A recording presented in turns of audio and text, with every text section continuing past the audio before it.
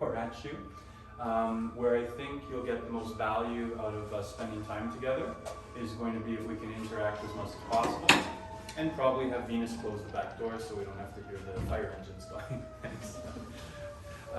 So truly, we will get more out of this together as a group, the more we can interact and talk about things and ask questions. Because one of the interesting parts I think about real estate in general, and this goes into the luxury market as well, is there's no one way to do it. There's multiple ways to accomplish your goals, and there's nothing here that is a straitjacket on how to find your success or on how to go through different processes. Okay, so please feel free to continuously ask questions. It will make today easier for me as well, so I would appreciate it. Now, I do want to just take 1 second and kind of talk a little bit, and we'll send this out because it's a little bit hard to read, but talk about the opportunity that we have in the market that we work within. Okay, and what this is illustrating, and it's not legible for you from there, but you can see the different bars. But it's a study that KW Luxury did. And they took a look at 2021. And they said, where were the most transactions above the $1 million mark? Where do you think we fell on this list? We're on here. We're up. We're in there. We're on the board. You mean Ontario? Yeah. Second. We're second. Yeah. Which is crazy. It's crazy exciting though, too. Right?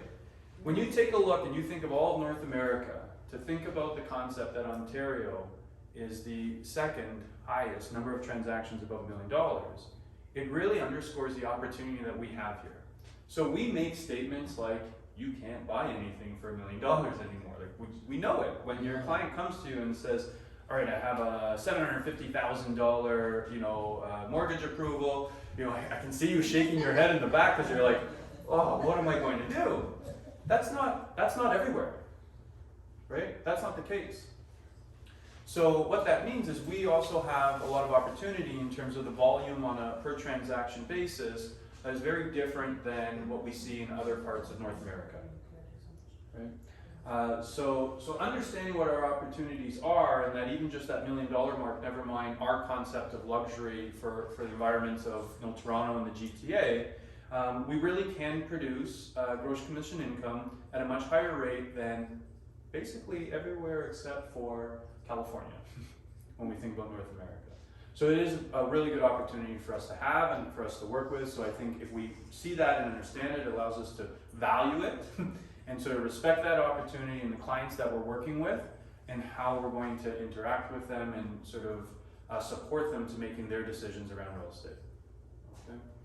So what I would like to talk about today is we're going to break it into sort of 3 different segments. The first that we're going to chat about is about starting a luxury division within your business. Okay?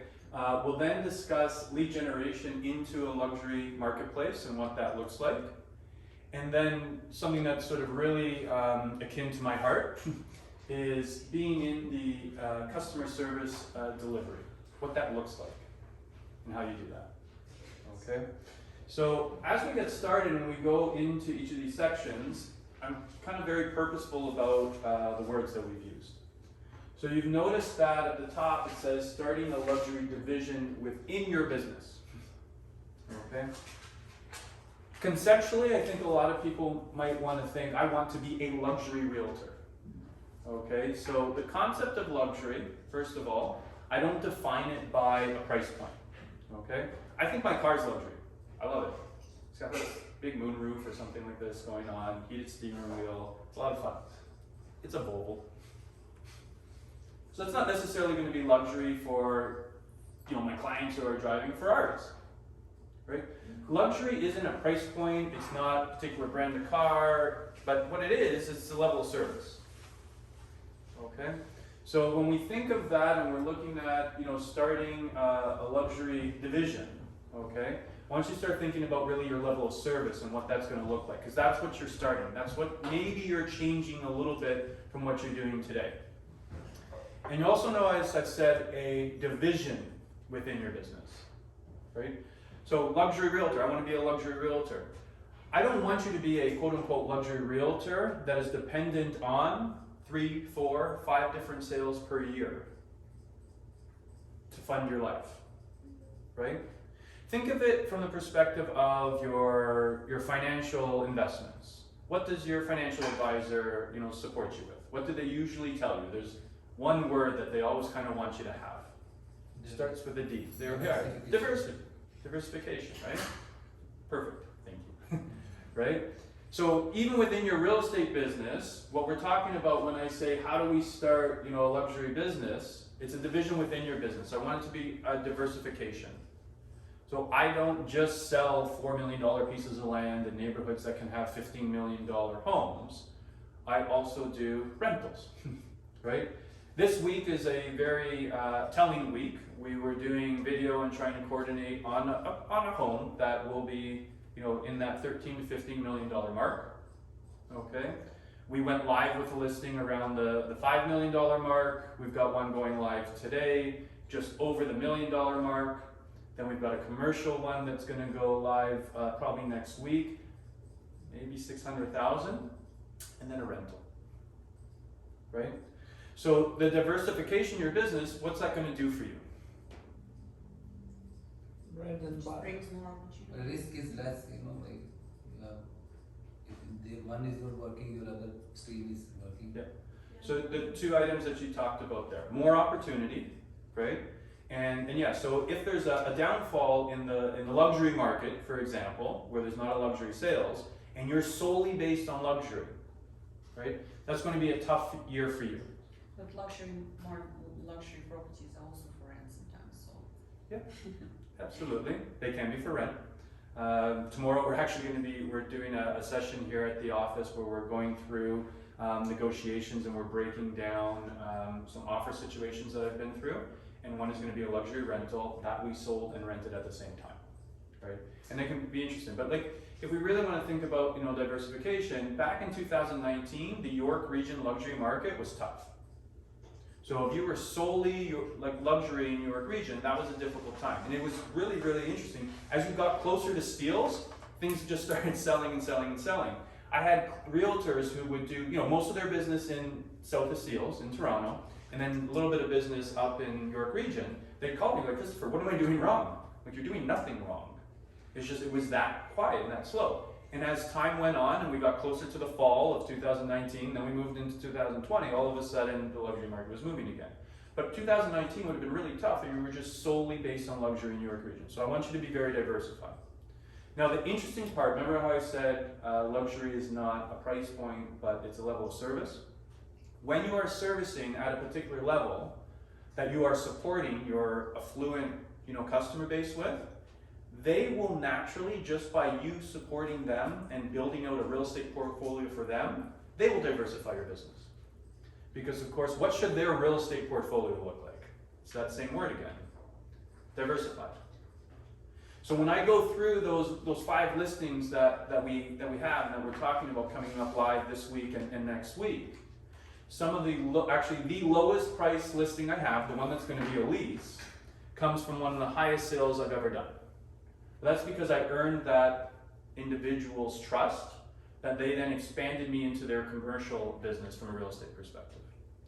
So let's really think about, when we talk about luxury, being in luxury, let's talk about a division within your real estate portfolio, okay?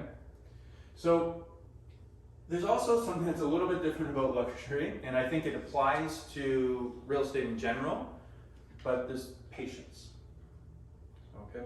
So sometimes you'll go and you'll see and you'll say, well, Christopher, that's fantastic. You're coming live with this $13 million listing. You're coming live with this, $5 million listing. That sounds so exciting. My relationship with that $13 million listing started a decade ago, roughly, probably about 7 years. So you have to be really patient. So from a business planning perspective, that also means that we would probably want to see you business plan out in stages. So not on a year-by-year basis. I mean, of course you have to look at everything, but a lot of times as a realtor we'll think, okay, it's October, it's November, it's time for us to do our business plan. When you're thinking about this luxury division that you want to create within your book of business, Okay, what I'd like you to do is say, well, where do I want to be 10 years from now? And then on an annual basis, what you'll do is you'll be revising that business plan. Did you meet your checkpoints? Because as we go forward, what we're also going to see is that your market is a little bit different in luxury.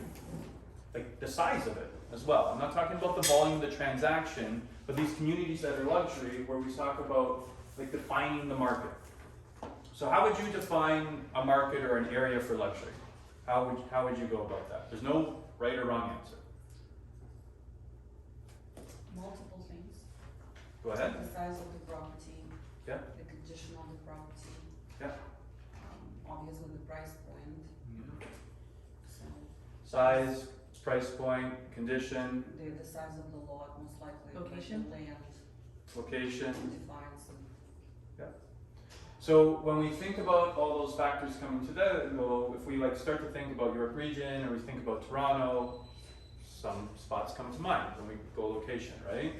Forest Hill, right? Rosedale, Woodland Acres, Trailwood Estates, Magna. What's kind of interesting, especially when you get into the smaller pockets, about some of those communities? Are there lots and lots of homes in there? Well, in Toronto. In Toronto there Yeah, will be. They yeah. can be kind of packed, but Yeah. really it's funny because when you think about that, those areas were more than likely like standard homes at one point in time Mhm. that just kind of kept getting done up. And we're seeing that happen in the GTA as well as you get your infills. So now all of a sudden luxury communities are like on a 50 by 200 foot lot because that's not an 88 foot lot, right? But if we think about, say, a spot like Woodland Acres or Trailwood Estates or Magna, those are really small in terms of like your number of homes that you're dealing with. Right, so when we say have like a 10-year goal or a 10-year business plan about what it looks like to be in luxury, you have to define what that means for you. So when you're looking at, say, Forest Hill or you're looking at Rosedale, you have a different number of transactions that you're going to like use as a benchmark. In Woodland Acres and in Trailwood Estates, there's plus or minus 10 transactions per year. Right? So depending on the year, we may be able to say that we sold a quarter of the properties, half, and sometimes even like 3/4. That's not a lot of transactions, but it's how we can choose to define what it means for us to be in that luxury space in those areas. Right? So I really want you to focus in on what does market share mean to you? Because it's not going to happen overnight. So right, like 7 years. 7 years of what? What was I doing over 7 years? This is kind of goes into the back end of the presentation too. But what was I doing for 7 years with someone? Nurturing them. Nurturing them. I was building a relationship with them, right? So if you think about the luxury community and the luxury division within your book of business, you're going to be nurturing different people, different communities over a longer period of time. Now, I'm not trying to say that, you're here, it's today, July 14th, and that 6 months from now or a year from now, you may not have been able to do something that moves you towards having a luxury division. Absolutely, you will be. But I want you to also be very pragmatic and patient about the fact that this will have a little bit of a longer term payoff. Right? Your concept of nurturing, building relationships, the timing on that, even just if you think about the fact that some of these pockets will have 10 transactions in a year, how do you start grabbing market share? Well, that's going to come down to building relationships over time where you can get that first listing. And then we'll talk about what do you do when you have that first listing, right?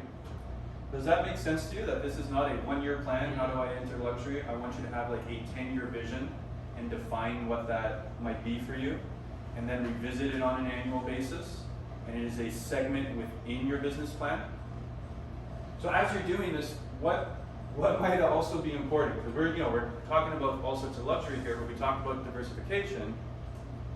What's going to be really important is, and someone had said it before, is bread and butter, right? So we want to make sure that while you're doing this, okay, your bread and butter, whatever that might be, and that could be rentals, if that's what you're doing at a very high level. But something is going to sustain you so that you have the willpower to be patient as you're trying to accomplish this.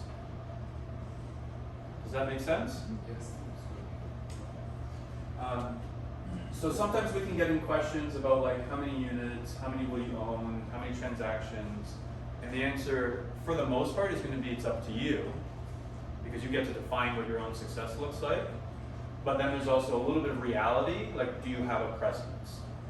So if you're defining success as like, you know, one home sale above $2 million, you know, every 2 years, that's great that you're comfortable, that's what you're doing, and the bread and butter is keeping you going, and you get a little bit of luxury, kind of like a little dessert on the side every now and then, right? But you probably won't be perceived by others in that community as a realtor who can handle those $2 million, $5 million, $10 million. No. So what I encourage you to also do is not only what's going to be, you know, self-satisfying for yourself and fulfilling for you in terms of having accomplished your goals, but think about how you'll be perceived by others in terms of having a presence, right? So a lot of times we'll get calls because of the presence that we have in particular pockets, right? So can you do something on a consistent basis that gives you enough presence to be notable, right? And when we talk about that, remember, this is like going to the gym, right? So if you haven't been going to the gym for a while, you decide to go to the gym, and you go really hard for 1 week, what's going to happen? It's going to hurt. Like, something will happen. It's going to be painful for sure, right? But it probably makes more sense. There is another spot up here. Oh, there's one. It probably makes more sense to go to the gym 4 days a week, 5 days a week for 20 minutes, and then build to 30 minutes, and then build to 40 minutes, or whatever it is that helps accomplish your goal. Same thing with luxury. Because if you go all in on luxury for 3 or 4 months, you'll probably have left your bread and butter behind you, and that's kind of what keeps the lights on, right? Okay, so now you get your first listing. What do we know as a general stat about listings? And this probably applies a little bit more in terms of what the statistics are, but when there's one listing that's listed and sold in a neighborhood, what usually happens after that? Do we know any stats around that? You have some more sales, right? So usually what it is, say we take like the middle part of the market, is that within 45 days, 2 more people will list their homes and sell. Right? So if we think about that, even just from a luxury perspective, okay, our numbers are probably not going to be as high because in some pockets, you know, you've got 10 sales, 12 sales, you know, per year, but that usually puts on someone's mind that maybe I should be thinking of selling, right? So it's really important that you leverage your listings to create other listings and other relationships is really what I want you to be able to do. When you have a listing, especially if there's only a few listings, and say like, so far in one of the communities that we operate in, there's only been 2 sales this year. It's lots of fun. Good thing that's not the only thing we do, right? Everyone's like, okay, now I understand why Christopher believes in diversifying his book of business, right? But even within those 2 sales, if anyone, and there's been a couple closings, interestingly enough, some that we did that were exclusive, so no one else knows about them but us, right? So, but with the only 2 sales there, we have insight into the market that most realtors don't have. We're also some of the ones that have listings in there, and we kind of know the ebbs and the flows of it. These listings will take a longer period of time to sell. When I do my listing presentation, I'll tell people, like, we could be 6 to 18 months here. But this is the ballpark of what we're dealing with. But over that 6 to 18 months, you also can be using that listing as an opportunity for you to provide value to other people. You're going to be providing value to your own client. You're going to hope that we can get it done and sold in 60 days or 90 days, because that's happened before too, a lot, right? But during that time period while you're holding that listing, you have information that you can share with the community that probably a lot of the other realtors don't have, because there's not a lot of other realtors with listings at that time, because there's only 2 or 3 listings in the pocket on an ongoing basis. And even in a hotter market in Toronto, where say it's Rosedale and there are more listings to go around, there's still not going to be a lot of listings at one point in time because they're selling a little bit quicker. So for a briefer moment in time, you've got additional value that you get to provide to people in the neighborhood. And how can we leverage that additional value that you have to support people more than they'll get from someone else? Does that make sense? In terms of leveraging our existing listings and how we want to use them. Now let's talk about entering into the luxury market. So, well, first let's kind of define different markets, right? And it's kind of all around the middle, but you've got, say, your feeder market. So people are going to be moving up. And it's just choosing your target, but there's usually a feeder market. Even if you're a first-time buyer or you're looking at one-bedroom condos, there's a feeder market for that. What would the feeder market be? Rentals, right? So if you're targeting, say, neighborhoods where land's selling for 3 or 4 million, and the homes are selling for 10 or 15, where's your feeder market going to be? 4 to 5. Yeah, 4 to 5, or even like your 2.5 to 4.5. That's just from experience, kind of seeing where people move around, right? So, what's the easiest way, to get a listing? How does it work? When you enter a Facebook ad, or is it maybe when someone calls you, or you refer? Which option? Refer, right? Yeah, or like existing client. Yeah, Repeat client. Right? Because how many people, what percentage of people interview more than one realtor? Or how does it work with a listing? Percentages, interviews, that type of thing. Usually first one in has a Better 100% chance. yeah. Not only do they have a better chance, but 75% of the time, they're the only one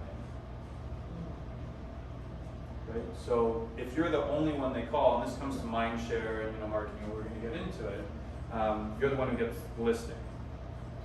So if right now you're not operating, say, in the luxury market, so we've got our feeder market, our luxury market, then we've got our aspirational market, which is probably like just the complete next level, right? That's the $30 million home that someone built on a farm, or they bought 4 lots in Rosedale and built a mansion. Okay, so I'm going to kind of leave that one aside for now a little bit, because I think need to get into the luxury market first, and then you may just get pulled into the aspirational market because some of your clients achieve such success that they move themselves into the aspirational market. Okay? And then you've got I'll call it right sizing market. Right?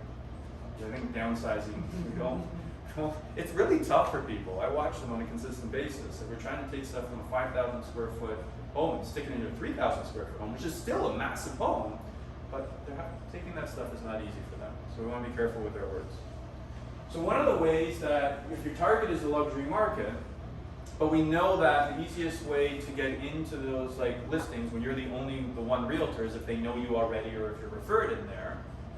Why don't we target the markets as far as creating entry into the market above and the market below? So the right sizing, when they're done with their luxury home, and with the feeder market. Because your feeder market and your right sizing market are probably easier spots for you to gain entry, right? So, even if we take a look at it from a lower price point perspective, the lower the price point, usually the greater the number of opportunities there are, because there's more transactions, the lower the price point is.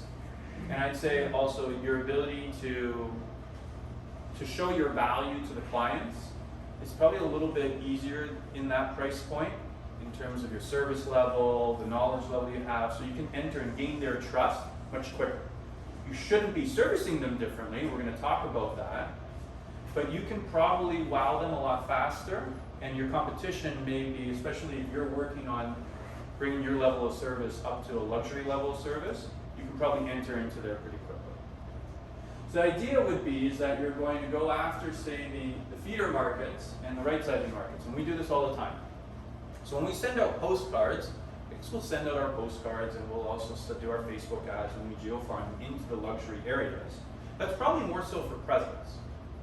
Although there are some communities where I'd say people will move within the community, right? Armor Heights is one where I see them do that all the time. Okay. There's a couple different pockets where they'll just move from bigger home to smaller home because they just love the area that they're in. For the most part, we're doing that for presence.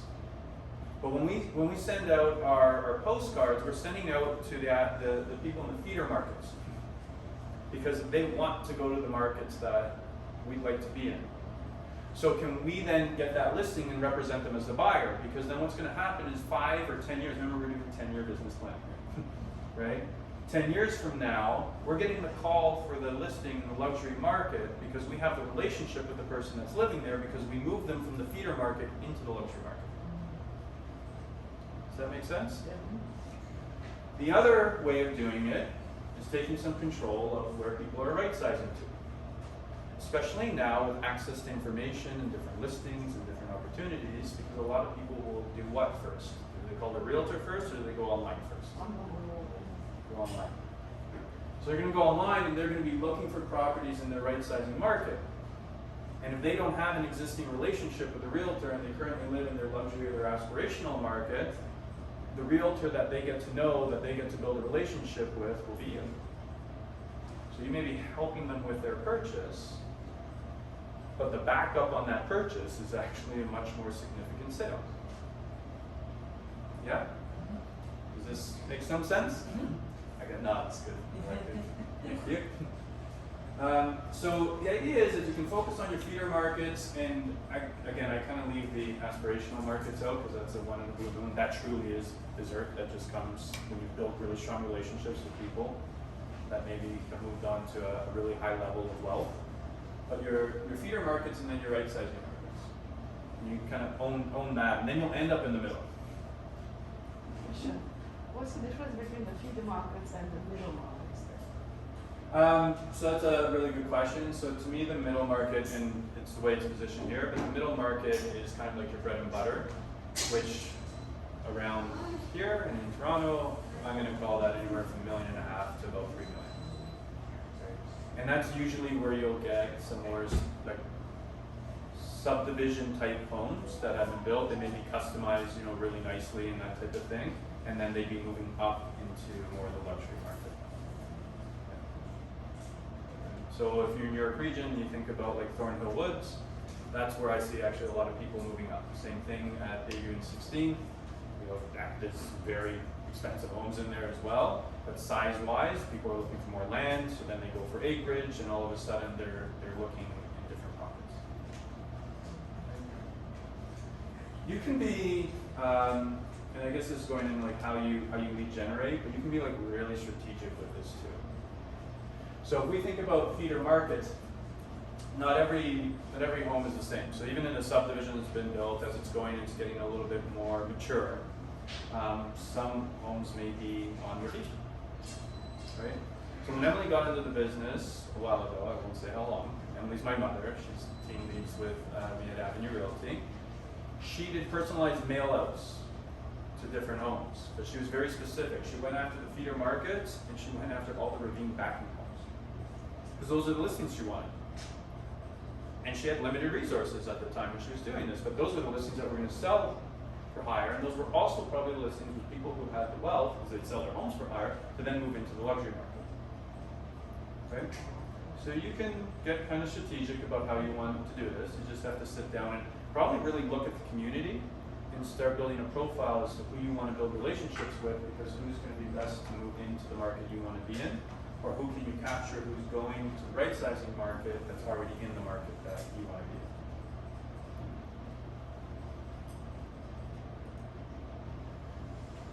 Okay, so getting ready for luxury. So I grew up around real estate, but I still wasn't born ready to sell a $5 million home, right? You have to show up at a little bit of a different level, I would say, and you should show up at this level for all your clients, but you will get called out very quickly when you're dealing with a luxury client if you don't really know your stuff. Okay? You don't have to have sold all the luxury homes in their pocket to be able to speak at a very high level to them about luxury sales or just in general at that price point. You can be a student in the market. That's what we always talk about, right? This is the way I think of it for my clients and the relationships I have with them. A lot of them have achieved an exceptional amount of wealth. Okay? So that means that they've become extremely, extremely good at doing whatever it is that they do. So what can I do for them from a real estate perspective in terms of the knowledge I can give them and the value I can provide them to be their leverage piece in real estate? And what I mean by being their leverage piece in real estate is I want them to be able to make real estate decisions with as much confidence and knowledge as they make their decisions in whatever environment it is that has given them the success that they have. So in order for me to be able to do that, I've got to be extremely knowledgeable. My very first luxury listing was a condo downtown. Avenue Realty has been in Richmond Hill since 1987. I helped a tenant buy or lease a place. I was the listing agent on the lease at 8 Scholar. And then I was talking to the father, because it was someone who just leased a place for his kid to go to U of T. And he asked me if I knew any luxury realtors. Because he had penthouse condos that he had bought pre-construction and wanted to sell. I was like, that's what I do, Saeed. I do luxury. But I was able to have the conversation with him, even though the majority of our listings were uptown, but I was able to have a luxury conversation because I paid attention to the luxury market downtown because I wanted to work. If I didn't want to work there, then I wouldn't have paid any attention. But the person who gave me the lease also happened to have two penthouses for sale at that time in Chestnut Park. So I had a vested interest in wanting to impress that person and then being able to handle their luxury, so I just so happened to be studying the luxury market. 5 luxury listings per week. Make it a boot camp. Be serious about it. You're not just going to accidentally end up in luxury and having knowledge about luxury. You have to be very purposeful about it. If you don't like 5, do 3. And when I say, okay. I have had experience, I don't know whether this is something recent, but if you want to go and view a luxury listing, they wouldn't let you in if you don't have a buyer, Sorry, me too. right? Yeah. Actually, I'm a little bit nicer. Because what I'll say, so your name? Zena. Zena, I'll say, Zena, we don't really allow inspections on properties as magnitude. Yeah. But what I'm happy to do is next time I'm having a showing, I'll let you know. You can come either before or after. That's so fine, I love you may that. not get that from everyone. Yeah. But Zena, do you really need it? Yeah, because if I'm working with buyers, Mhm. let's say I already have a luxury listing, and I'm getting fees from people who are wanting other homes. So how do I take them without, inspecting it? So that's a little bit of a different situation than where I'm going with this now, because you already have a buyer who's Yeah. in luxury and you want to see the home. Yeah. I would make clear to the realtor that you have a buyer for the property and that your process is you view first, they view second. If they're used to dealing with luxury, they're going to know Yeah. that people who can purchase in the luxury market, they may have a process, their time is valuable, so that's okay. Mhm. I'm saying at this point you have no luxury buyers, no luxury listings. Okay. You don't need to inspect. There's 3D walking tours on everything. COVID was fantastic. It made it so easy for you to learn about real estate. But what I don't want you to do is I don't want you to just take 5 listings and kind of look at the MLS fact sheet, do the virtual tour, the 3D walking tour, and know about the property. I want you to study it. I want it so that when you're standing there at your kid's soccer game, my kids play soccer, full disclosure, so everything's reference to soccer, and someone asks you about a listing in a pocket that you don't know about, or isn't a pocket that you deal with, or a price point that you deal with, that you can talk at a very high level about it. So you don't just know about the listing, you know about the 3 listings that sold around it in the last 60 days, you know about the schools, you know how to do what? You know how to add value to that. So you may not have even sold in that particular pocket before, but if you've been consistently studying the pocket, and if there was opportunities for you, yes, to go and inspect because you had a realtor who was nice enough to say come before or come after, you could say I've been in the home. But with a 3D walking tour, you can probably talk to that property, that home, at a fairly high level in terms of detail. But the important part would be able to talk about what happened around it. So yeah, that was a really tough sale, but it was kind of because this other person let their property go, which made no sense because the sale before that was XYZ. So right away, you're able to add value and show that you can do what? You can handle conversations about that particular pocket or that particular market. So when the father of the tenant that we put into 8 Scholar talked about luxury condos, I was able to handle the conversation because he already trusted me. I actually had the easy part, or the hard part. I already built the trust, I guess you could say. So it was really easy for me to convert that because with real estate, predominantly what you're looking to be able to do is know what to say and when to say it. So if you can at least review your 5 listings and know about them and do it on a consistent basis, you're going to know what to say. And we can work on when to say it and how to say it, which is really an important, dynamic of it all, right? But at least you're going to have your knowledge. So your friend gives you a lead on a high-end listing, and because it's been referred to by a friend, referral, easiest way to get in. You get to go and sit down and do your listing presentation. And we'll just pick a price point, $5 million home, and you've never done a listing presentation on a $5 million home. By the way, my listing presentation on a $650,000 home, my listing presentation on a $15 million home are the same. There's differences in terms of how I deliver it, but they are the same. This will go back to level of service, not price point. But when you sit down to do that listing presentation for the first time on a $5 million home, are you going to be anxious? Probably. Probably, yeah. Yeah. So let's not be anxious, because what we want to do is we want to not be arrogant, okay? And I've gotten listings from, I guess, being up against other realtors who were getting interviewed who were arrogant. But can you be confident? Yes. Yeah. So are we going to be confident if we practice our listing presentation on a consistent basis Yes. versus not practicing? And I know it's tough because you're like, practice my listing presentation, I've got a million other things to do. If you want to be in luxury and you want to secure the $5 million listing, you need to make people feel really comfortable that you're able to support them to their goals. And you don't have to have done it 5 times over again in terms of like selling the $5 million home, but they just want your skill set. They want to feel comfortable that you're their what? Their leverage piece. Okay? The reason why my residential client has me working in his commercial business right now is because he just knows that the way I operate aligns with his expectations. He's made statements like, I've never dealt with a realtor who does this. Thank you. You actually provide value. Everyone else was just moving paper around. But that's because of the way I serviced him in one spot, he transferred it to another spot. So can you do your listing presentation so they feel comfortable that no matter where you're operating for them, you're going to be able to provide them value? I have a buyer presentation at 2:30. A young gentleman, my name is Drazen, will come down and make sure I'm not still going at 2:30. But I've done my buyer presentation numerous times. And yeah, I do kind of practice it. We changed it recently, so I've had to practice it. A listing presentation hasn't changed in a while, but it is about to, and I will need to practice it. So when I sit there and I do my listing presentation, I don't read my listing presentation. The pages are just there, and I'm like flopping through. Okay? And listing presentation is a much bigger discussion in its own session on its own, but I don't talk about price until the last page, and it usually takes me under 120 seconds. My listing presentation, unfortunately for me, I'm talkative, some of my clients can be too, it's usually about an hour and a half.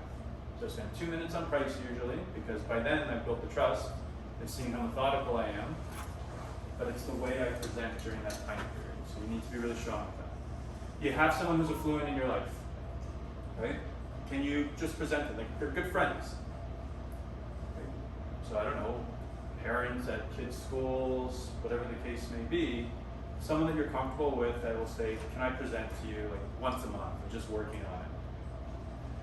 So thank you to them for letting you practice, because they're going to give you some feedback with a bit of a different lens, right? Because their lens might be a little bit different in terms of their expectations of what they would be looking for, and they're going to support you with that, and I think you should show your gratitude to that. But at the same time, what's going to happen is if you're doing it, say, every 2 weeks or every month, over time, you're probably going to also build confidence in them, with your abilities. And they're in this circle of friends that they have in their world that can support you as well. Okay?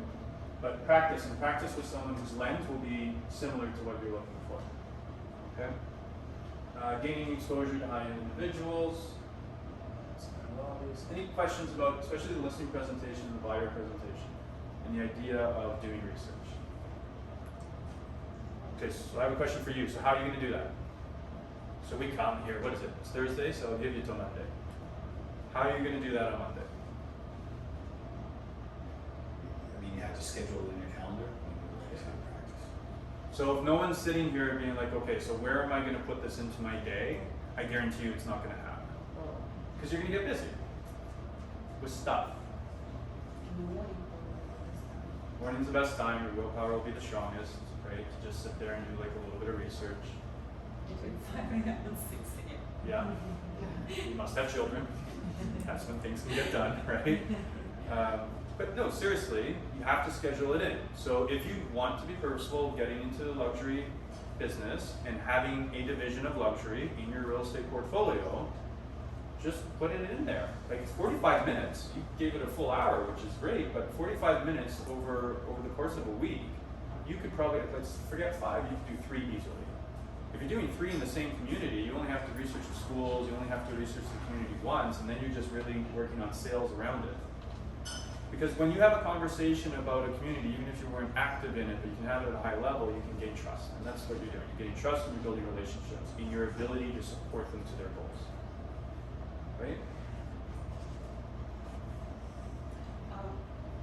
Sorry, I just do have a practical question. Yeah. Like the last point there, gain exposure to high-end individuals.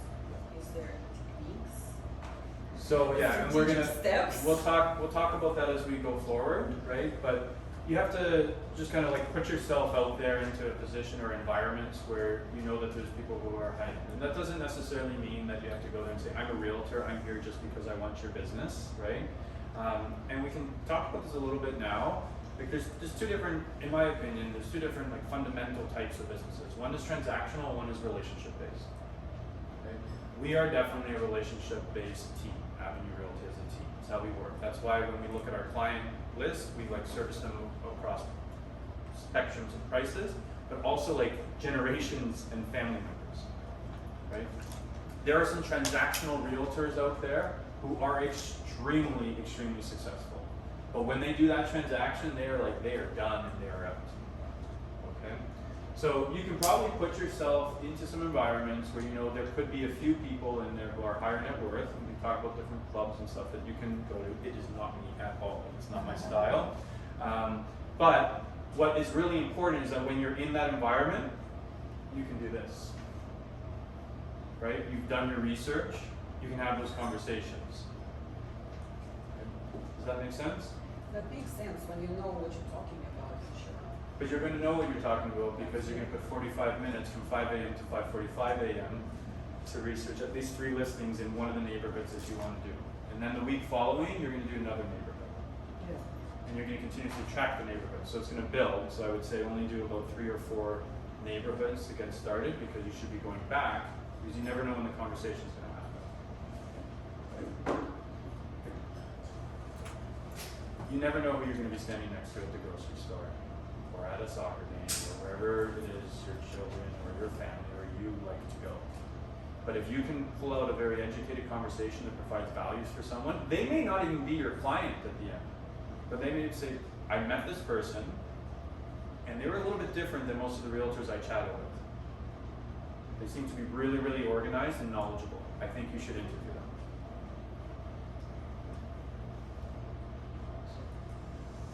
So going on to lead generation, we're on our way. We're going to kind of break it down to 3 different sections. And the first section we're going to go into is like lead generation strategies. So a lot of people think you should have 5. I need to keep it to 3 for me, a little bit simpler. I mean, there's peripheral stuff, but 3 main ones.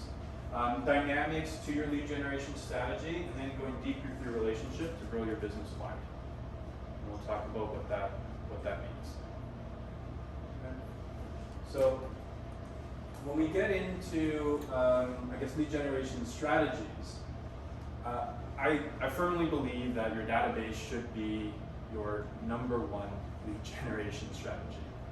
Okay? And then there's going to be questions around that in terms of, I don't have a big database now. How are we going to make that a big database? And absolutely, we want to take these people that are non-Mets and turn them into Mets and build relationships with them. That's the goal. But it should be your number 1 priority, your number 1 strategy. Within your database, is everyone equal? No. So what's differentiating them from each other? Example of customer. Clients. Level of relationship. Level of relationship, What's yeah. the next one? Price point could be a category, great come up. Level of prospecting. Like if it's a lead, like a cold war lead, that sort of thing. Yep, so going down there. Those who are your advocates and would be willing to refer you to other people. Yep. Absolutely. How far they can enter the market.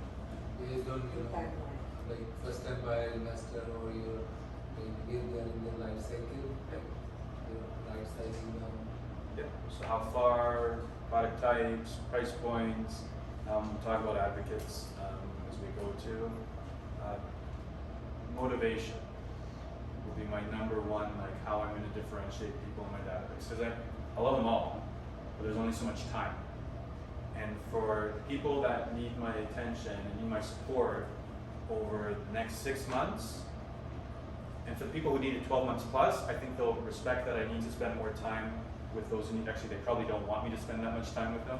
Because you get really intimate with your clients. Like when they're looking over 6 months, you're trying to sell, like we know everything that's happening in our clients' lives, right? So I'll break them into 3 categories. And you don't, like, everyone can have their own system on this. I have my A's, B's, and C's, right? And my C will flip to an A at the drop of a dime, and I didn't know about it. And if I've done a good job of staying in touch with them, I will. Okay? My A's are anyone who's going to do business in the next 6 months. Or, advocate, anyone who has referred 2 or more clients to me in the last 12 months. So they may not have transacted with me at all, but they've referred to me. My B's will be anyone who's going to do like 6 to 12 months, and then anyone who's referred 1 client to me over the last 12 months. And then my C's will do business with me at some point in the future. Okay? In an ideal world, when you're trying to prioritize how you're going to go through your database, right? You should just be stuck in your A's and B's. That doesn't mean you're not paying attention to your C's. Like I'd love to call my C's 4 times a year, but when you're lead generating at a high level, your A's and B's should be what keeps you busy. Now I do, and it's tough because if you say, okay, I want to lead generate this many hours a day or have this many conversations, you know what's going to be really easy? So just call all your friends. Really, it's going to be super easy. Call your friends. They want to talk to you. Check mark, I had a conversation. It was even about real estate because everyone talks about real estate. They'll ask you, how's the real estate market?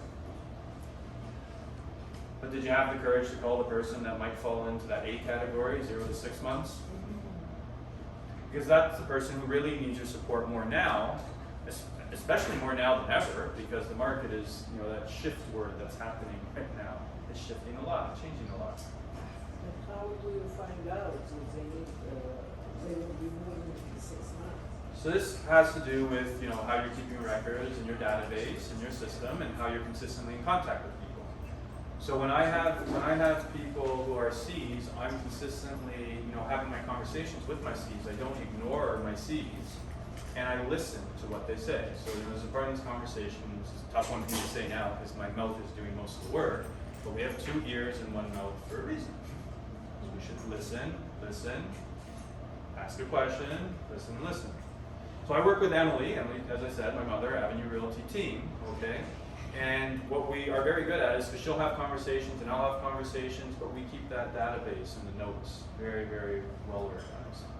And we're really good about creating tasks when to check back in. Because people's lives change. Like they say, you're between that 3 to 10 or 7 year cycle of people going up and buying, but you have no idea how quickly it changes. So when we talk about any other lead generation strategies, we want to think about a few things, right? So is it reasonable for me to say I'm going to call all my C's 12 times a year? Yes, because the C's might become A's. It'd be a good idea, but if I looked at the number of people I had in my C's, I'd love to have the time to do that as well. But I just wouldn't be able to pull it off because I've got a lot more people in my C category. So I can't possibly implement calling all my C's 12 times a year. So you're email to them? Perfect. But I do. I definitely 100% email all my C's 12 times a year because of a newsletter that we send out. And that has an ease of implementation. That is really easy to repeat. It's cost effective. I had someone text me the other day from our newsletter going out. He's probably a C. I'd love for him to be a B. He's a good friend of mine. But realistically, with the type of home his wife wants him to buy versus the type of home he's ready to buy right now, I'm going to say he's a C because I'd like to keep his wife happy. But he texted me, he said, I really liked your newsletter. It made it easy for me to read the first few little pieces to decide if it was worthwhile for me to keep going.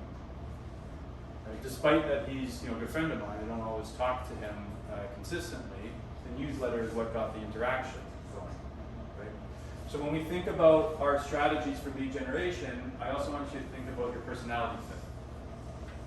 This is easy for me. I'm here, I'm chatting with you. The more you speak back to me, the more you'll get out of me. Like super, super easy. I'm an introvert.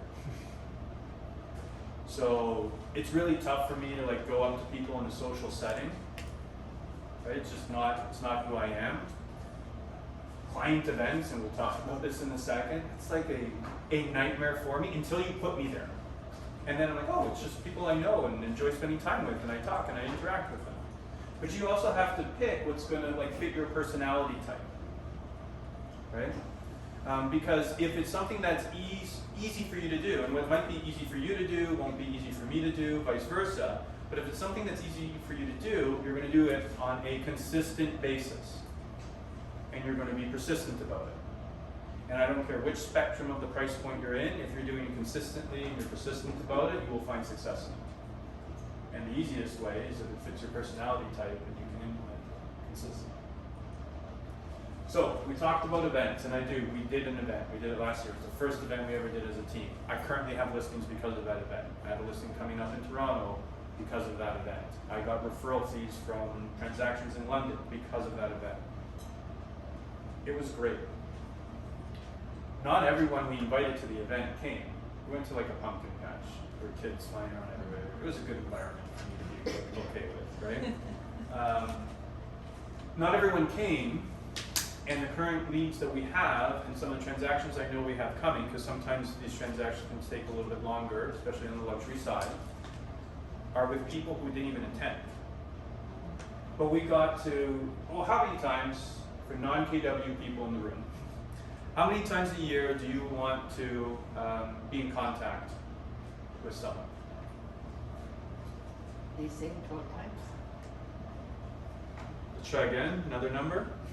At least 36 to 42. Oh, that is, oh my gosh, really? 36 to 42. Yeah. So 36 is sort of the minimum that we're looking for in terms of your number of contact points. But if you just take an event and you think about it, you're going to call them, or you'll email them first, and you get to call them, hey, did you get my email? Even if they don't come to the event, you can still even call them afterwards and say, sorry, I missed you at the event. How are things going? Just want to let you know how it went. Sorry, I'm going to shut this off so we don't have noise. You will build up to 36 really quickly. Monthly newsletter, like we talked about, is there, and it's easy to work with. You're already at 12.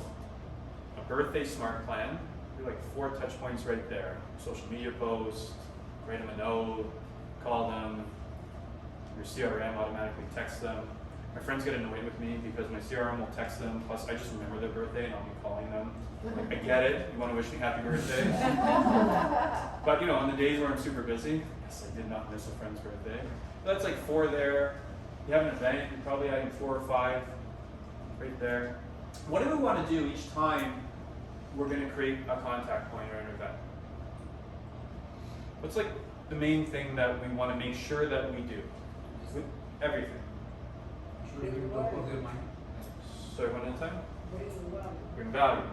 That's what I was looking for. Remember how I asked you to study your neighborhoods all the time and know the pockets because you want to get into luxury, right?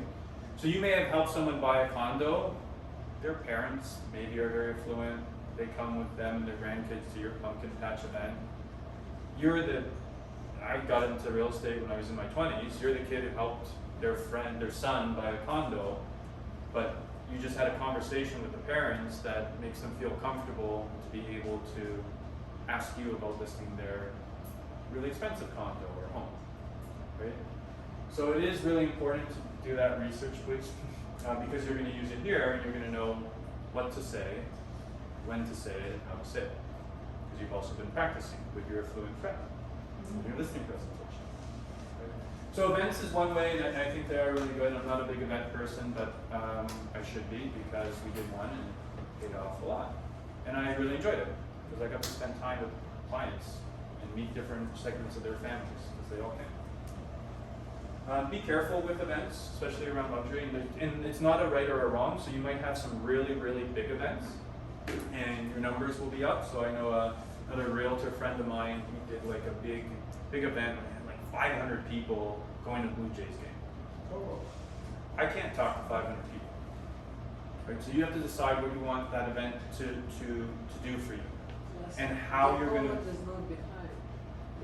And how you're going to provide value at that event, right? So if you're going to have 500 people at the event, how are you going to provide some value to them at that event in addition to just, whatever you're having in the Blue Jays game? Figure that out.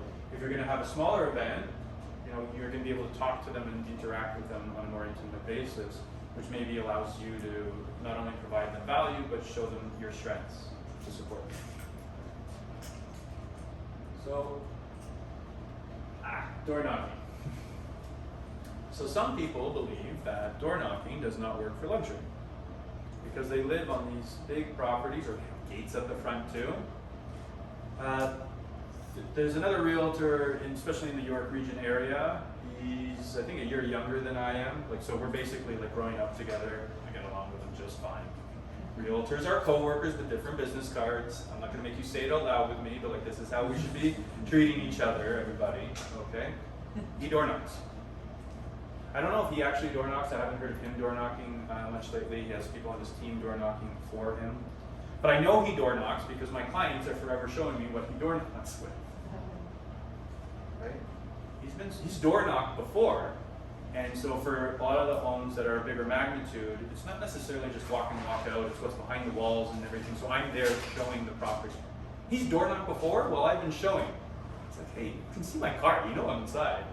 Right? But he's door knocked. There was no sign on the line. I guess he was just going. So you can be successful as in terms of lead generation strategy, door knocking. You can be successful in cold calling into the luxury market. Okay? But I think the big difference is it's what you're saying and what value you're providing there. So in terms of cold calling, I know realtors who had no business at all into the York region pockets that we had some dominance in that were cold calling the area. And because I get the call from my client, that, hey, I heard about this sale. They told them about a sale that we did. Our client interpreted that as them having done the sale. I know the other realtor, actually respect them a lot. There's two of them. I know with a fair amount of certainty, they did not intentionally mislead the client, the person they were calling, to believe it was their listing. What they were doing is they were just phoning and giving information, but there was an automatic assumption. So whether they could differentiate or not differentiate that it was their listing that they were being called, that they were promoting or talking about, I don't think it really matters, because they got on the phone and they were providing value. Now, unfortunately for them, I had a pre-existing relationship with the client that I kept strong, so they called me. But you can just be calling people about sales in the area, because you've been studying 5 weeks, and you know the community. And you're not going to mislead them in any way, shape, or form, but you can provide them value, you can provide them information, if they're open to it. Right? Remember how we did our database? Timing, motivation, that's what we're looking for.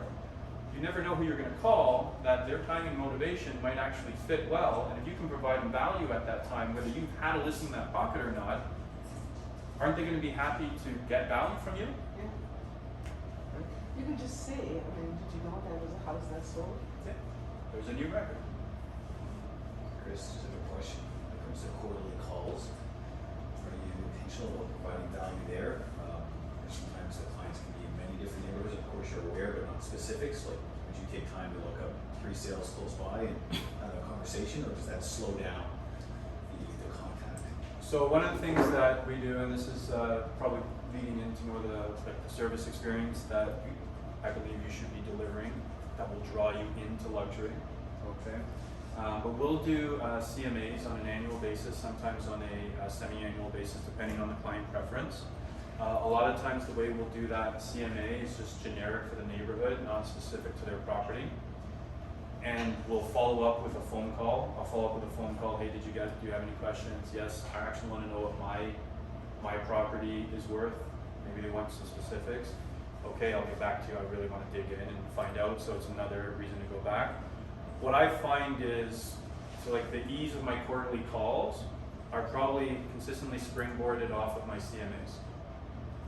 And the reason being is, I send the CMA, or maybe I'm just kind of monitoring the area and I see a high sale and I'll just call them about it.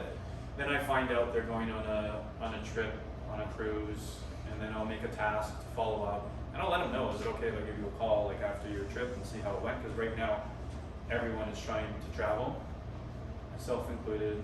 Passports for the kids yet, working on it. It's very scary, by the way. Go to Kitchener's office. I've heard that before. Yeah, I got in and out in 1 hour and a half. Okay. That might have to be a Wednesday decision next week. I heard someone did a name change to get a passport. Oh. Yeah, it's like I just dropped my first name. He goes by his middle name, I just dropped his first name. But they could be going on a trip. So once that CMA is set out, I find that usually triggers me for what's going on, or it gives me like opportunities to have conversations and provide value. Right. So a lot of my clients right now, they know that I am trying to get out to my trip next Thursday. Right. They know I haven't left the country since 2018. So it's just conversation, right? In that time when you have the CMA and you send it out, you might be talking about one particular property and you get to go back and call them again because it finally sold. So I use that as a bit of a springboard. But also look at it, so when we're talking, we'll just talk about calls at this point, and this can be also in your cold calling too, so it doesn't have to be your database, right? Everyone can read articles, right? Like how many articles have come out lately about real estate, about inflation? Yesterday was a big day, right? One whole point, right? 100 basis points. So there's a lot of articles out there. As realtors, what we get to do for our clients that we have relationships with, because they can read the article too, but we get to provide an added layer of value. Because we kind of see and know and feel what's happening in the real estate market. So even though interest rates went up, just yesterday by another point, I still have people who are fighting to close properties that were bought in February, so probably at a bit of a higher price point. Still have people showing, $4 million properties. We still have these things happening. So a lot of times when you have conversations with people, you get to add that layer of like what it feels like to be on the ground. Right? So if you're reading the same articles, you're providing more value. So right now, it's like so easy to make calls. So you can be cold calling and be like, listen, I know there's a lot of articles out there. I just wanted to connect with you and maybe build a bridge between what's happening in the market versus what you're reading in the articles and where some of that aligns. Because it's interesting, those articles, a lot of times you read like 3/4 of the article, and it's super, super negative. Like it really is. And then the last quarter, they're like, oh yeah, so the number of transactions will be down in 2022, which will still be the second highest ever. Because yesterday was the peak year, or last year was the peak year, sorry. Right, and not a lot of people make it to that last, quarter, so you get to add a little bit of perspective. So like in 2008, right, in the fall, when I was chatting with my clients, and the Great Recession was just beginning, it was interesting. I said, I know what you're reading. I'm reading the same thing, but I'm like super busy. I'm running around. We're not necessarily doing transactions, but I was out there with a lot of buyers, and I was coming home late at night, so I knew I was busy. And then by the time we got to February, it was like, boom, and by April, it was exploding again. But that, like us being busy in the fall of 2008, if you're just reading the articles, would have been unexpected.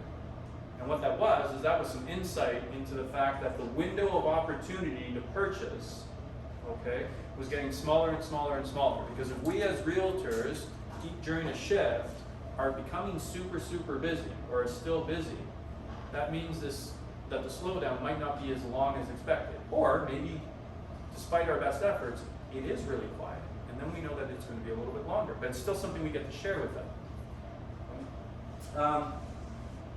I'm horrible at social media, right? But that doesn't mean that there aren't realtors out there who are absolutely fantastic at social media, and that is one of their 3 pillars. So if it's something that comes easy to you, and here we are, ease of implementation, right? So I go on walks with my kids and my family. I view a lot of different homes. What I'm not the best at is taking out my phone and documenting that so I can post it. Right? And that's just me, but that is not a strength of mine. For other people, that's not only a strength of theirs, but it's like comes naturally for them. So if that's what comes naturally for you, there's realtors who their entire book of business has been built based off of social media to build your big database. So the database will be number one, but the social media was the biggest thing that brought their non-Mets and made them Mets. Right? So I heard this in terms of what someone did at a monthly dinner party, and I thought it was really, really interesting. Again, probably not something that I would be comfortable, but maybe anyone in this room might be comfortable with it. So their children went to school that had some affluent parents in it, consistently. So maybe they sent their kids to private school. I'm not sure. Okay. What they would do is that on the last Thursday of every month, they would have a dinner party. They would invite one person from the school and ask that person to invite 2 people that they didn't know. So this dinner was known, and he's known to be a realtor. He says, the big thing was consistency.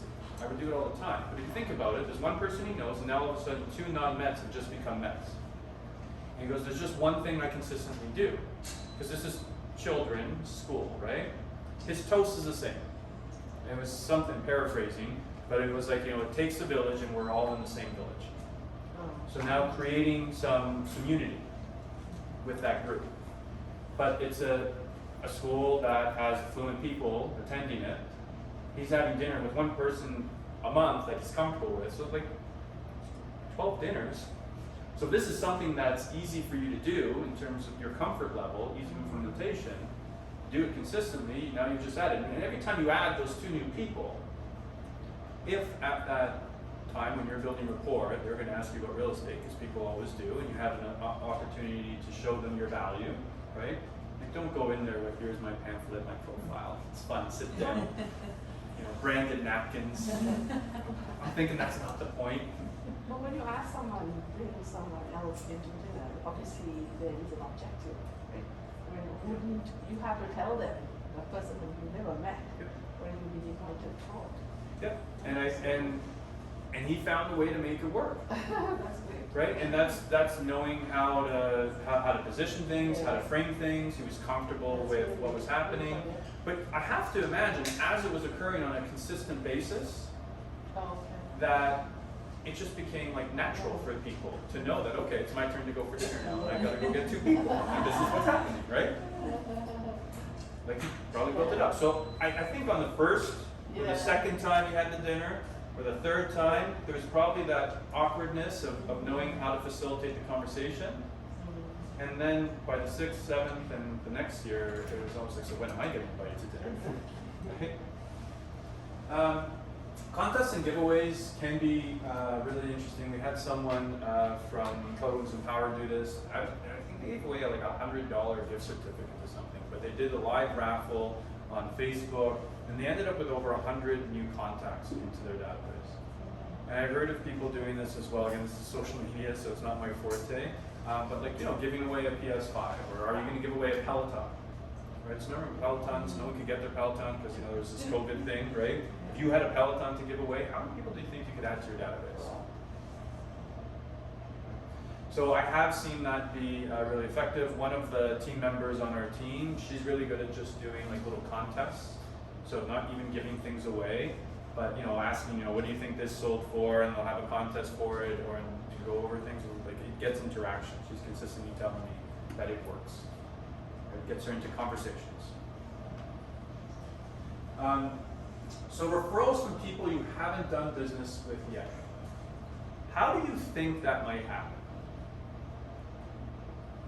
Having a relationship with somebody that they know. So maybe you know Aaron, who you transacted with, and Aaron's mother learned that it went very well, so then Aaron's mother starts to refer you. Yep. Something like that. Yeah, absolutely. Or maybe I know Aaron, and Aaron's never done any real estate with me, right? But Aaron kind of knows what Christopher's like. Right. So by the way, I'm like pretty A-type, right? Like I'll show up with 3 pens. I'll always have my listing documents with me, but I'm very rare in luxury, and this is like a listing presentation thing. Very rarely will I sign the listing there that night because I'm not pushy in that manner. And it's different environment, different expectations. But that I probably come off that way to people a lot, like a little bit organized, maybe too organized sometimes. So I've had situations where I'm referred to people and I've never transacted with them before. So they're sending me, what am I doing for them? So if they're in a high net worth environment and they meet a realtor that they think potentially can bring value to a transaction. And in their conversations that they're having with people, right, they're having these conversations with other people, they say they're looking for a realtor. If they refer me and I do a really good job, who's actually getting credit? What were they for? Yeah, that was it. Yeah. We're creating advocates. So if I've done a transaction with Erin, that's a great way to create an advocate because Erin's going to go and she's going to refer me out to her friends. Right? Thank you very much, Erin. But what if I've never transacted with Erin, but we have conversations all the time about the neighborhood she's in that I've never sold in, but I've taken a look and I've done my research. I'm really looking for that at 5 a.m. to 5:45 for you guys to do that on Monday. But if I can have those conversations with her and then she's having conversations with someone else, I'm actually doing something for Erin by doing my job at a high level. Because she's the one who's going to get the credit from her group of friends. Erin introduced me to this great realtor. This is what happened. Erin got the win there, not me. I just did my job. Right?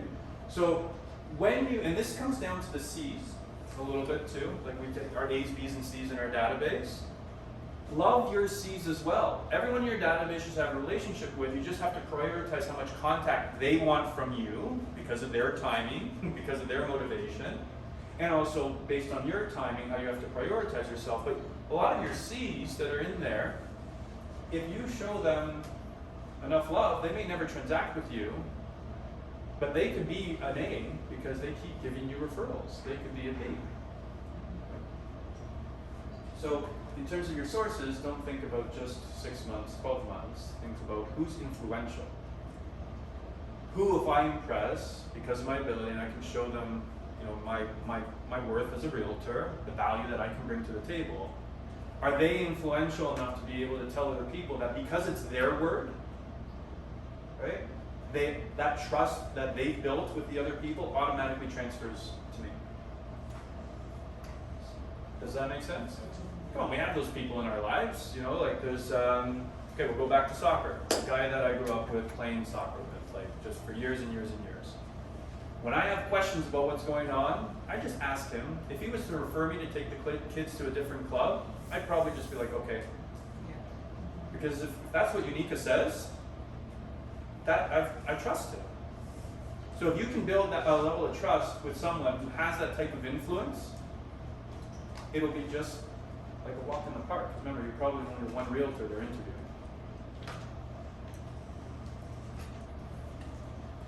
Okay, so in terms of your 3 lead generation strategies and kind of keep them going, I thought this was really interesting. I haven't done this before. Our education seminars usually happen here in the GTA, okay?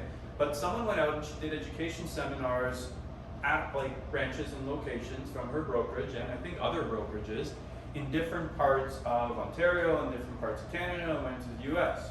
Specifically, what we can do, okay, like from our CRM at Keller Williams, we can track and watch where people are coming from, like coming into the country or coming into Toronto or coming into different areas. So she went out there and she did education seminars to build relationships with the realtors in spots where people were moving from to Toronto. Does that? So we're all sitting here like, genius. So simple, right? So it'd be, you know, roadshow time. So I'll go and do this elsewhere. Should I go do a seminar here? You want to provide value to the realtors that are there and help them with whatever you're speaking to, but you're building a relationship again. So it's not just the relationships you're going to have with the clients that are trying to help buy and sell.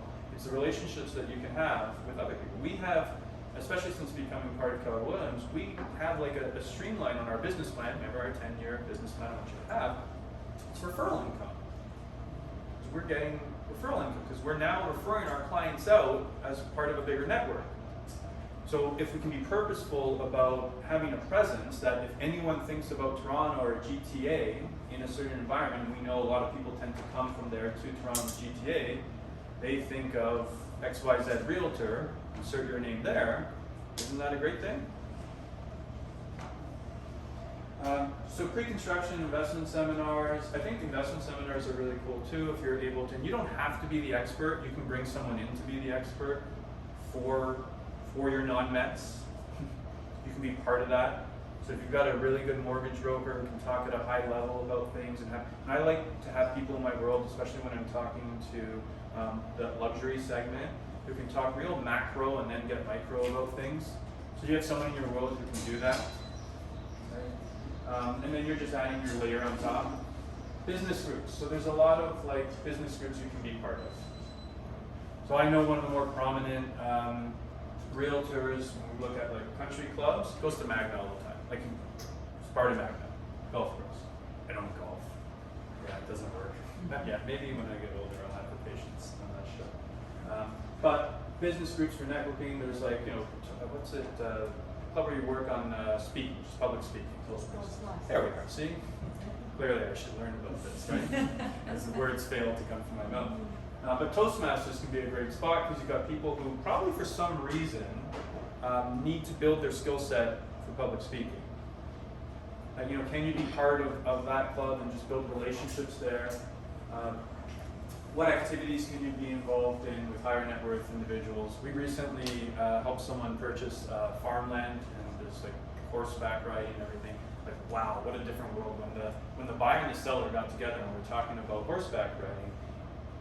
I had no clue about anything that was being discussed, but what a different environment, and they really, really connected and they bonded. Is that are there different environments where you're going to be feeling comfortable to be part of that happen to have people in it that you don't necessarily need to transact with them? You're just going to build relationships with them so that you can then mutually help each other. So it's not just about, let's be clear about this. So say you go to these environments, it's not just about them helping you get clients. You have an opportunity to help them, right? So how can you help them? When you do your job and you help someone else, or when there's no contract involved and you're just supporting someone with information, it's an opportunity for you to help them.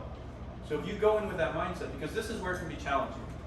I'm going to go to Toastmasters, or I'm going to go to Magna, and I'm there, and I'm really only there because I want to build relationships, to have connections with high net worth people so they can give me listings. That sounds horrible to me. You kind of have to be genuinely interested. You have to be. So find something that you're genuinely interested in, that you're comfortable with, and just build relationships with the people who are there. But just maybe be a little bit more purposeful about, where are the spots that if you have some genuine interest in, there might be other people that you're going to be able to help them. And then by them naturally wanting to help you, it helps you grow that luxury division in your book of business.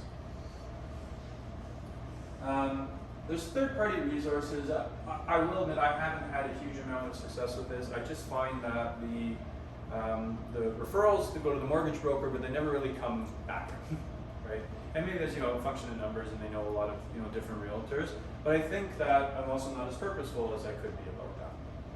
So maybe it's a gap in my thinking because I haven't let them know that I'd be happy to have business just like I give them business. But if you can set the expectation that that's something that you hope to get from them, for every 3 or 4 clients that you give them, that they give you one back, then maybe they're going to proactively think about it when they have a client. Oh yeah, that's something I need to keep in mind. Usually they come the second. Yeah, usually they come to you first and you're giving them the mortgage broker, but not always. 99%. So as I was saying, I haven't had a huge amount of success or been purposeful around that, but some people have. For sale by owners, we can't see it in the upper end. I'd say we're not necessarily seeing that in like the $5 or $10 million price point, because I think at that price point, most people are so busy that they need you as a leverage piece already. But we definitely see that, at least in the York region and Toronto area, I think in that $2 million price point, that can still be happening. And they're gonna be tough, and I think it's a lot of fun because you have to really, really, really come with your A game to show them the value, because there's a predisposition for them to think, and probably rightfully based on what's been going on around them, that the value that a realtor provides isn't necessarily worth it for them, and that maybe they can do it on their own. So when you're going to step up and go to a bit of an upper end listing where they've done a for sale by owner, you really need to make sure that you're going to come with value, because they have a predisposition to believe that you don't have value. all of these things, though, what's going to be really important about them is consistency. That we want to do them on an ongoing basis. So one client event is great, it had an impact, but if we can do it on a consistent basis, it'll have more of an impact on your business. Going to Toastmasters once will have, maybe you build like a little bit of a relationship with one person, but if you do it on a consistent basis, you'll have results. So let's just talk about some of the basic principles to move people from non-medicine to your database. I can have the slides sent out. So as long as David knows you were here, we'll just send out a PDF so you're not having to take pictures. So we want to automate and we want to have personal touches. So be careful. So we talked about like 36 touches and we talked about just happy birthday to a friend. This is a belly-to-belly sport. Like you got to get out there. You have to talk to people, meet people in person. It's fun. I suggest you like people if this is going to be your career. I would say that as the price point goes higher, the importance of voice to voice, or like at least on the phone or face to face, probably escalates. Now, I'm not discouraging you from using automation in any way, shape, or form, saying you're going to have to try and do your 36 touches, all through the phone. But I'm probably, even when I'm handling my clients, and this, I guess, kind of forward steps us into the servicing model of things, I'll email and then I'll follow up with a call right away. So just to make it easy for them, because they maybe have 100 emails in their inbox, but I know they want my email. So bring it to their attention, and then maybe make it so they don't even have to read it, but it's there and it's documented. So I do think it's really important for you to have the combination, but be ready for it as your price point goes a little bit higher. People want to hear from you. They want to know that you care about them, right? We talked a little bit about the value that you deliver, and I think this is kind of really interesting. Concept is I want them to be craving for more. Right? So when we're sending our newsletter out, because they maybe get a bunch of newsletters, I'm hopeful that those people that we're just making contact with and are getting our newsletter, they want ours in particular. So our newsletter, I write the front part. So it's the articles about what to do with the garden, all that kind of stuff that's there. And we choose what we want to put in there that we believe will add value as well, but it's very, very personalized. I write the front part. And so again, the integration of everyone can read the articles that are out there, but you're on the ground, you're the one doing showings. How do we show that value on a consistent basis in our calls, in our newsletters? How do you have it so that when all the newsletters come out, they're like, Christopher, man, like it's the third. Where's your newsletter? Because I want to read yours. Same thing. This again, forward stepping a little bit in terms of client service model, but clients not wanting to transact without you. Right? I had a client who called me one night. I was getting home. I remember it was like 9:30, 10. I'm in an offer negotiation, multiple offers on this property. What'd you do? I knew the listing realtor, he brought it to me, I thought I would get a better deal. I can't buy it without you telling me that it's an okay purchase. Come on, Christopher, you're gonna lease it, you're gonna be the one who sells it. By the way, I leased it, by the way, I sold it. But he just couldn't do it. Because they were there, they're deciding, do we pay more, do we not pay more, what do we do? They had to call me. Same thing with your newsletters, same things with your communication pieces. They don't want to make decisions going forward without you. They don't want to put this is what the July market looks like, this is what happened in June, until they read your newsletter, until they get your phone call. Is that fair? Right? Again, timely, repeatable. So, and I struggle with the newsletter, I will say, because I get busy. But everyone time blocks me so that we know it's going to come out and I have to write it. It's not the time it takes, but it's just you're doing other things, right?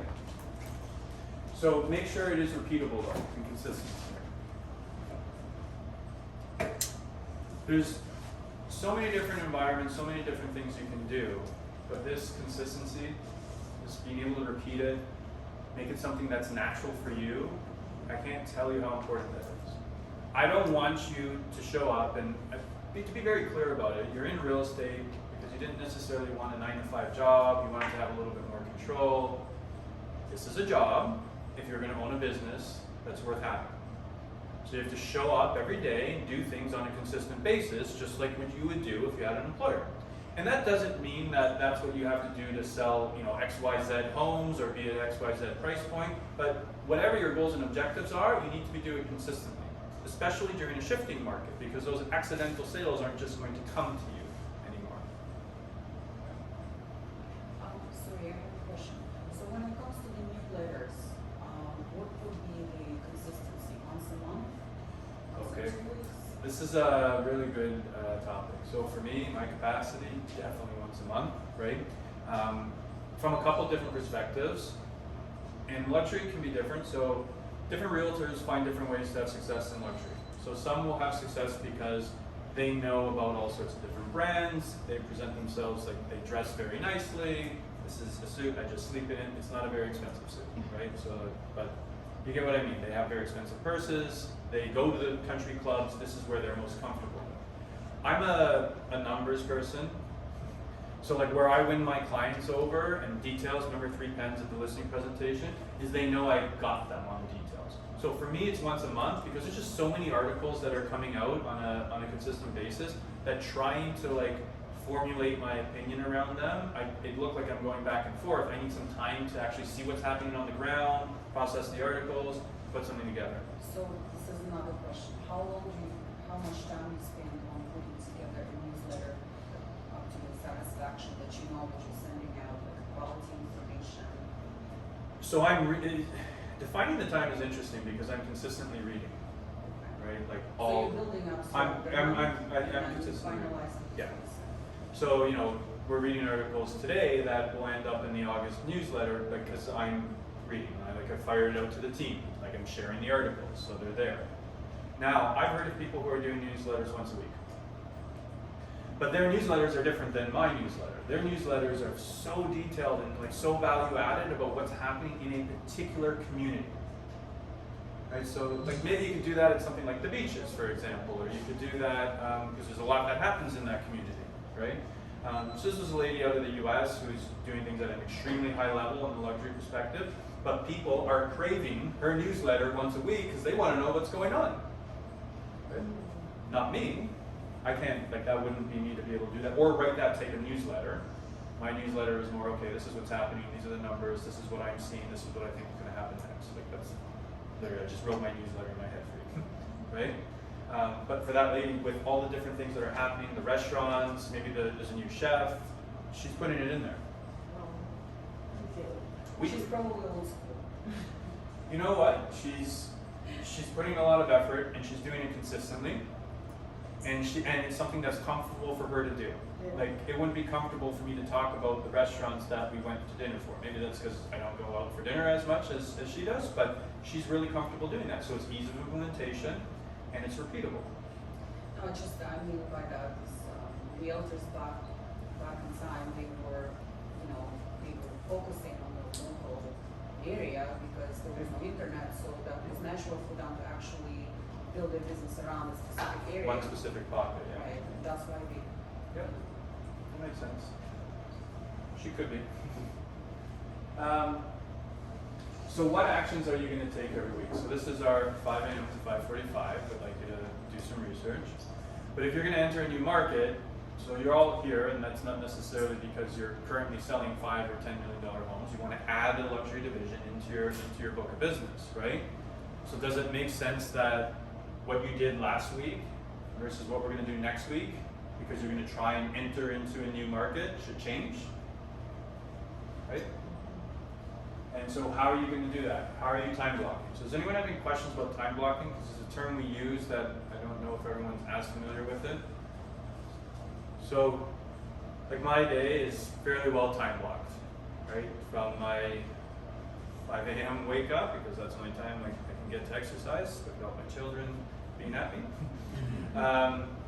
to 8:30 scripting call, to 9:15 I have the team meeting, 10 to 12 on database calling. I had a realtor tell me the other day from the brokerage, from Keller Williams Empowered, She said, yeah, I know not to call you between 10 to 12 because you told me your database. Right? So where in your morning, because I think morning is a really good idea, can we time block a period of time? It doesn't have to be morning. Maybe it's like when everyone goes to bed and it's just like research time for you and you're good to sit there at the computer. But where can you put into your calendar next week some changes to the actions that you'll do, which will help you take steps towards your business plan of building out a luxury division in your business. Right? Tracking our results. So a lot of times we'll do things, but we don't necessarily know the results of those things. So let's say you want to go about it from the approach, just take cold calling and door knocking. Two really simple things. I think we can all get our head around them, and they're really, really, let's say, repeatable. You can track your results from them fairly easily. Okay. So if you're going to take door knocking and cold calling as two of your main pillars, or what you're going to do on a weekly basis, if you're not tracking how many doors you knocked on, how many conversations you had, how many contacts you added to your database, how do you know if it's being successful? Right, so last summer we saw a team member who was doing a combination of door knocking and cold calling. It's just like the cold calling went quiet. All of a sudden there was no results coming from it, but his door knocking was just like going through the roof. I was like, okay, drop the cold calling right now. It's beautiful outside. Away you go. Let's double up the contacts there. But if you don't know what you're not tracking what your results are, you can't change them. You can't know what your source is. So even in your database, you should probably be recording, like when you get a contact, was that a referral? How many referrals are you getting? Where is your business coming from? Because if we know where it is, if we're tracking it, if we're inspecting it, right, we can then focus on it, we can change it, we can adjust it. What type of dollar return should you expect from anything you do from a lead generation side of things? For every dollar you spend, how many should you get back? 2? 4? Yeah, we'll double it. I'd like you to see, like, for every dollar you spend, you're going to get 4 back. Now, that doesn't mean instantly you spend $1 and you get 4 back. Like, think about postcards. Postcards are like a 1 to 2% rate of return, maybe 3. Same thing with your Facebook ads, 1 to 3% rate of return. But when that transaction comes in, and you have to look at your probability of the transaction occurring based on the effort that you're doing, right? Have you gotten a 1 to 4 rate of return? Right? So Michelle at our office runs like a budget where she's teaching us the basics of real estate finance. Because you're going to own a business and you want to sell $1 million homes, your GCI should be approaching or above $1 million, which means that's a $1 million company. You should have an income statement, a balance sheet. You should know that for the dollars that you're going to spend, what your expected rate of return is. Because if it's not working, should you keep doing it? Stop it. Are you layering your lead generation activities? Right. So, this is where we talk about. A lot of people want 5 different lead generation strategies. I'm like, I just have my 3, but there's probably more out there. And it's just a layered approach. Right? So we're a database, heavy database at this point in time, but we still geo-farm. Right? We have our team, they'll do a lot of like circle prospecting around cold calling and then door knocking to try and leverage the successes that we have into their own successes. So we can see where our business is coming from. We have certain like very detailed things that we do. We send out personalized letters a lot. Share with you. So not Mr. and Mrs. Homeowner, but Mr. and Mrs. Smith. This is what's happening. Right? On our geographic areas that we tend to focus on, there's a post-it on my computer right now that tells me I need to finish writing our semi-annual letter. Right? But that will go out specifically to them, and it's genuine. It's just what's going on. I'm not going to pretend to have a buyer. When we have a buyer that we have under contract, and they want to be in a certain neighborhood, we have them go and drive and give us the addresses, and we sit there and we get the land registries out, and we say, we have a buyer who specifically identified your home. They are under buyer agency. This is what they're looking for. Sometimes those letters, when we have a buyer, get us listings 2 or 3 years later because they liked the way we did our letter. They thought it was professional.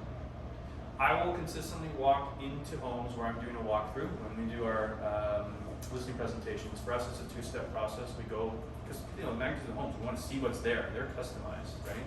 And then we go back. I always see like a postcard, and it's usually not the most recent one we sent. It's something like years ago, or it's a personalized letter that we sent, sometimes from January.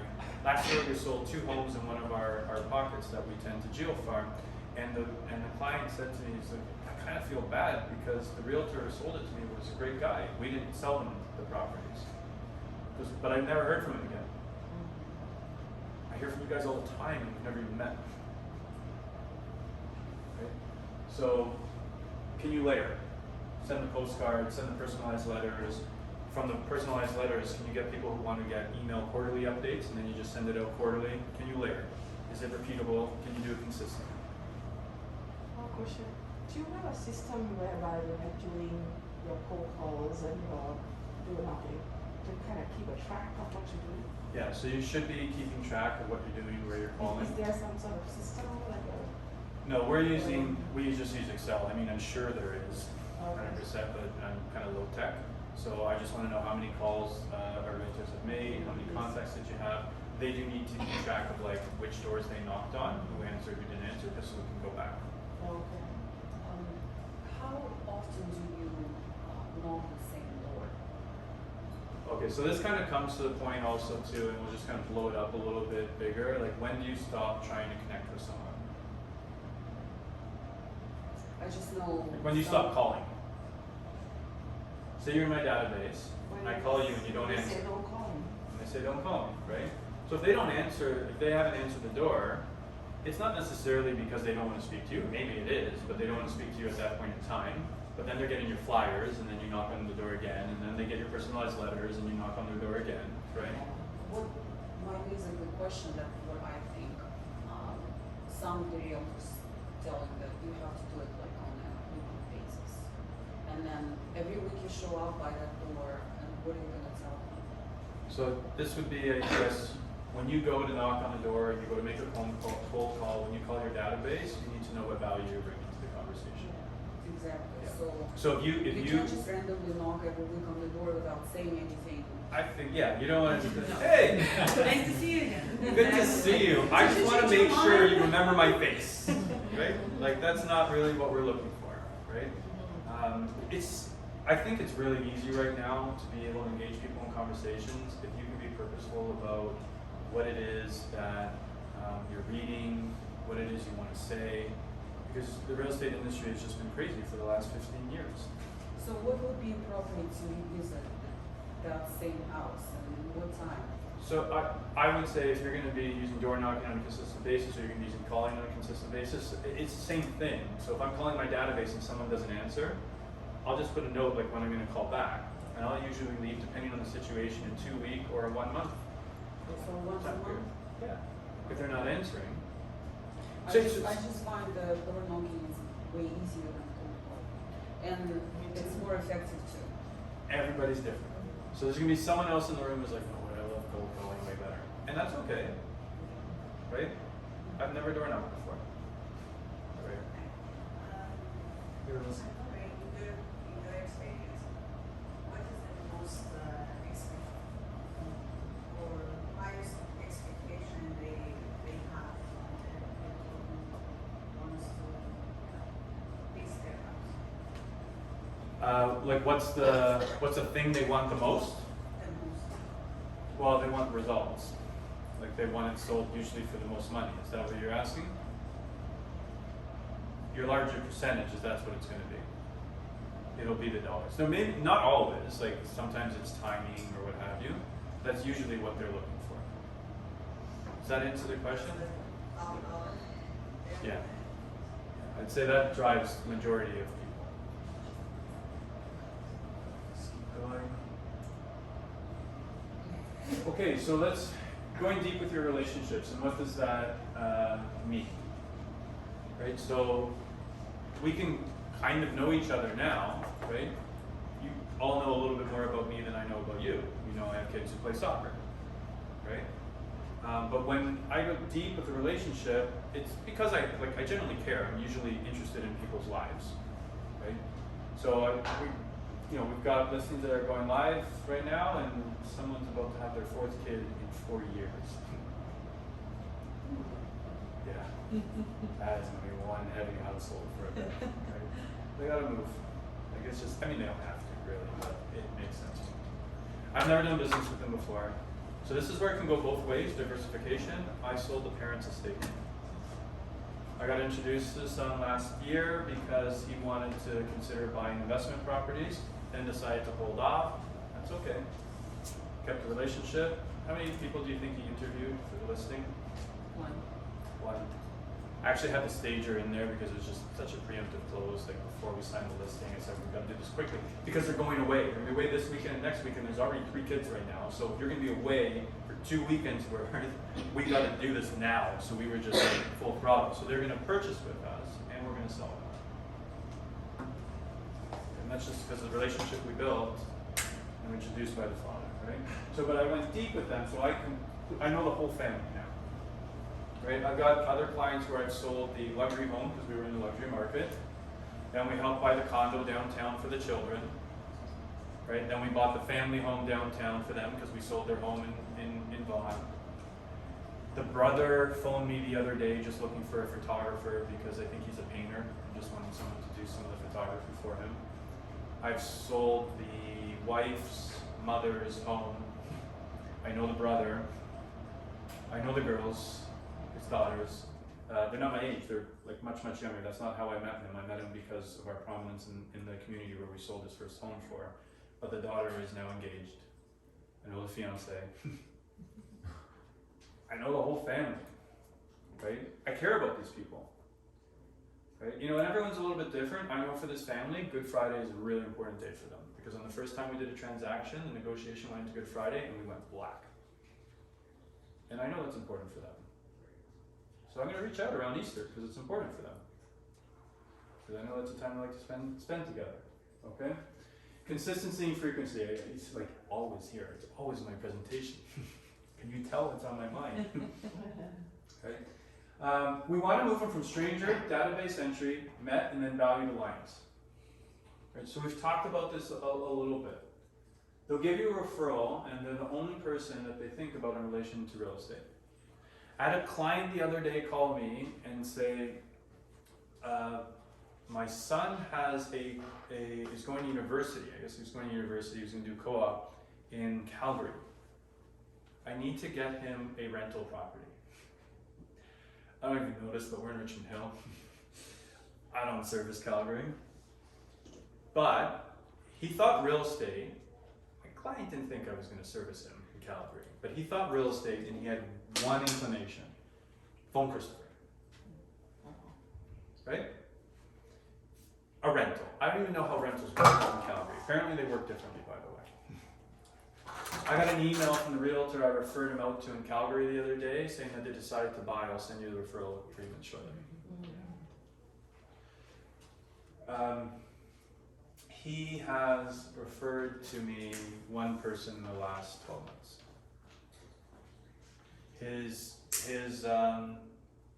His brother is how I know him because I sold his home in the National Estates, which is upper end community in Vaughan.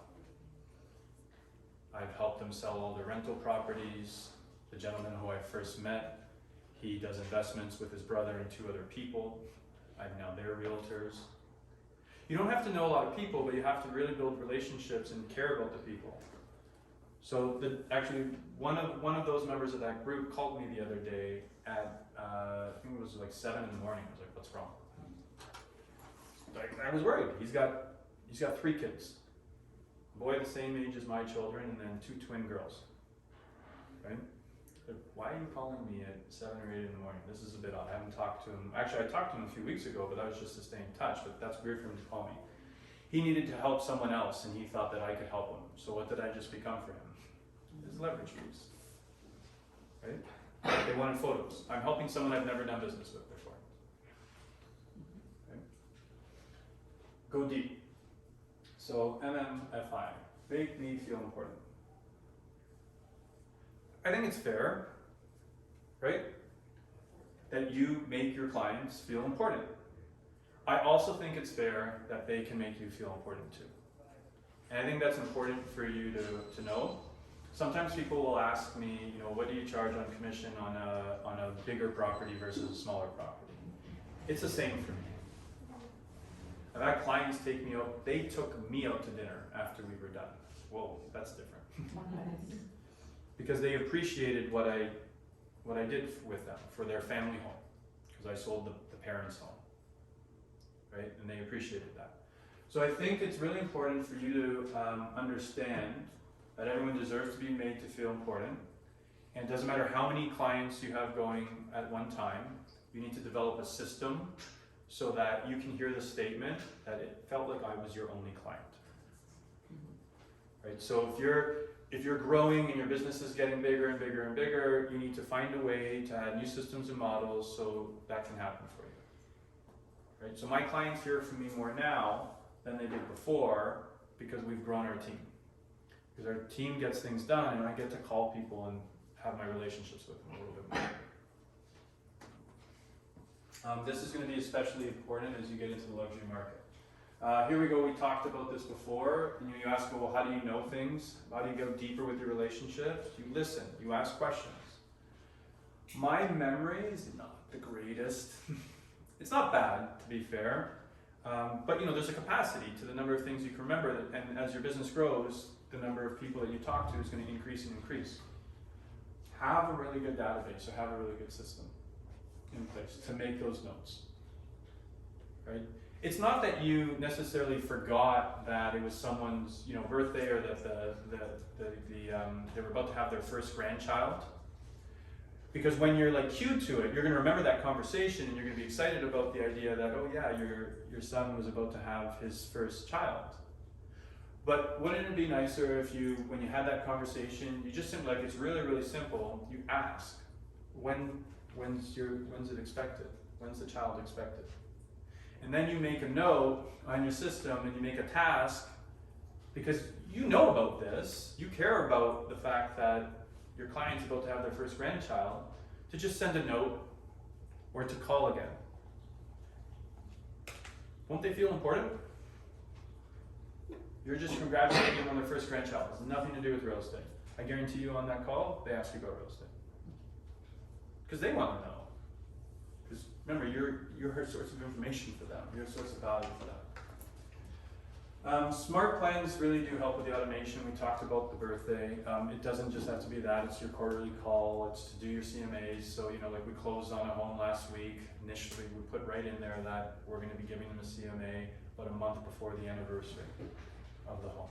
It's really easy for you to keep yourself organized if you have a system in place and one that you follow. So I don't really care which CRM you use. I do love Command, which is the CRM at Keller Williams. I find it to be very useful. But there are many, many good CRMs out there. But they are only as good as the user. Right? It's like when I can't figure out, or I don't do it as much anymore, to get an Excel spreadsheet to do what I want. It's not Excel. It's the guy at the keyboard, right? It's the same thing with your CRM. It can probably do a lot of things that will help your business, but the magic isn't going to come from the screen. You've got to just help it along to support you. Right? But this can really help you go deep with your business, because you're going to be writing cards about birthdays, you're going to be writing cards about children being born, and you're going to go deep with your relationship, and you're going to show them how much you care about them. This is the difference between a transactional realtor and a relationship-based realtor. We talked about newsletters already, so weekly, monthly, that's about the frequency of it. We do our annual reports. Reports can be on the market and then specific to your database. You can choose how you want to do that. Okay. We want to report on statistics. Okay. It doesn't matter what the price point is. For most people, their real estate investments represent a significant portion of their assets. For a lot of people, it actually represents over 60% of their net worth. Right? We see it, the articles in the paper, they don't disclose names. Can Joe and Jim retire at age 55? And when you're reading through that article, you realize that their home that now has a value of 1.8 represents 60% of where their retirement funds are going to come from. So it's really, really important that we understand our stats to make clear to them how we're going to care for what for some people is the most important investment that they have. Because especially if they've lived in the GTA over the last 10 or 15 years, the home that you helped them purchase 10 or 15 years ago has probably built them more wealth than anything they've been able to save for most people, okay? And anything their financial advisor has been able to build. So if we're going to take on that role, right, and this is where, you know, when we make the call about here's your CMA, right, and at first it can be a little bit awkward, like you just call me. So we didn't always do this. We started this system, and the way I akin it to was it was simple. You know, much as your financial advisor will support you once or twice a year with the value of what's happening on your portfolio, I'm just going to let you know what's going on with your real estate asset, because that's what it is for them. Now, you'll have some situations where, I guess there's a real estate portfolio, most people buying a $5 or a $10 million home, they've got, you know, substantial wealth behind them to be able to make that purchase, but they really want to know their numbers. Okay? So it's really important, and I have down here the macro and the micro information. For the Canadian Real Estate Association, do you know you can sign up for a newsletter that on a daily basis, it will send you the top articles that came out across the country about real estate? What is the resource? That's the CREA. CREA sends it. So, like, it makes it really easy. Yeah. Like, you just get one email, and it has the majority of the newsletters that, or news articles that you probably want to read on a daily basis. Like, if we take a look at my phone, it's, you know, Business News Network, The Globe, CP24, it's just all there, and like right now everything is a So you can subscribe to real it. estate article. Yeah, Mhm. you email someone. I learned how to do this 4 or 5 weeks ago. I still probably just troll through articles on my own. Right now, what type of conversations do you think you have to have with people? Micro or macro? Both. We're all right. You're all right. There's a war in Ukraine. Inflation is not just happening in Toronto. Yeah. Right?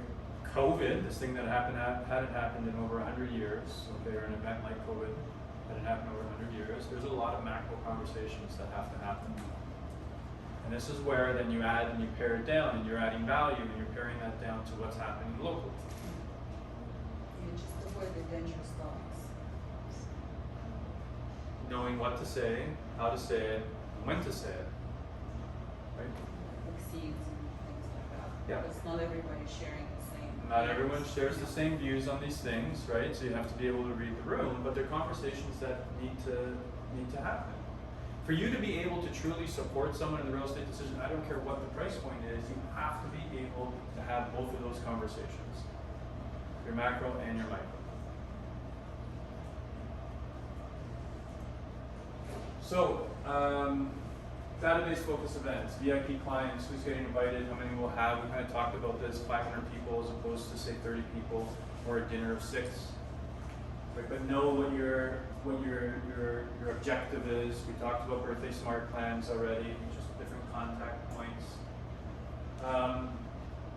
How do you leverage it to go wide with your business? And this is where we talk about the leverage of influence. This is where you have your advocates. This is where I'm saying the brother, the sister, the child, right?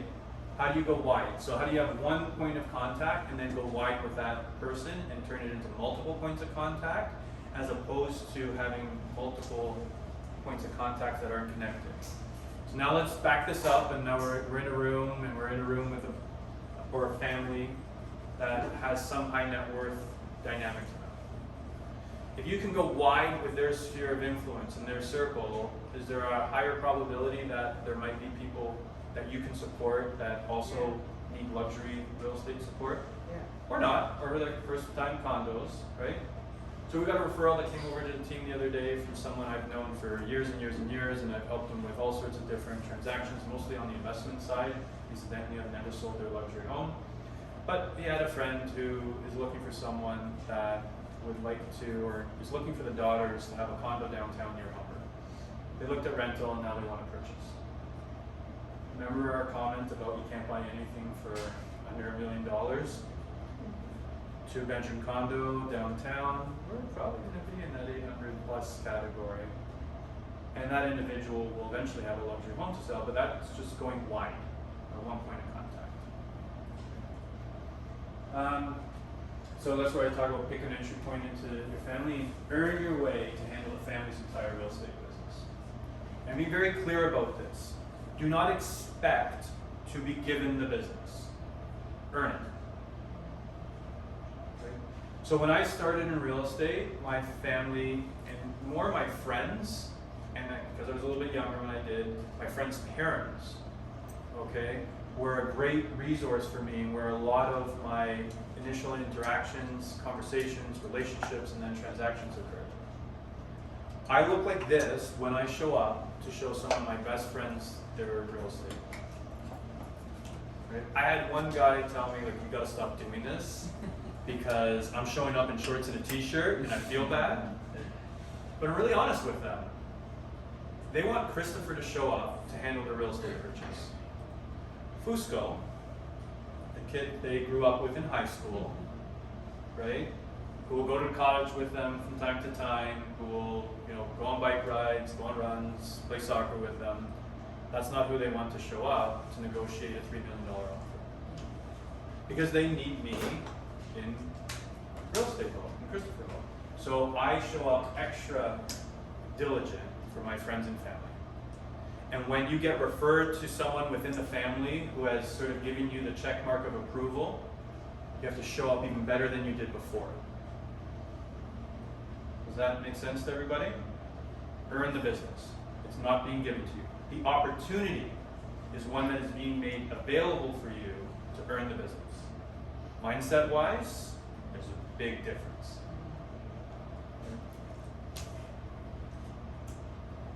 Okay, so delivering a customer experience. Where are we? 10 minutes.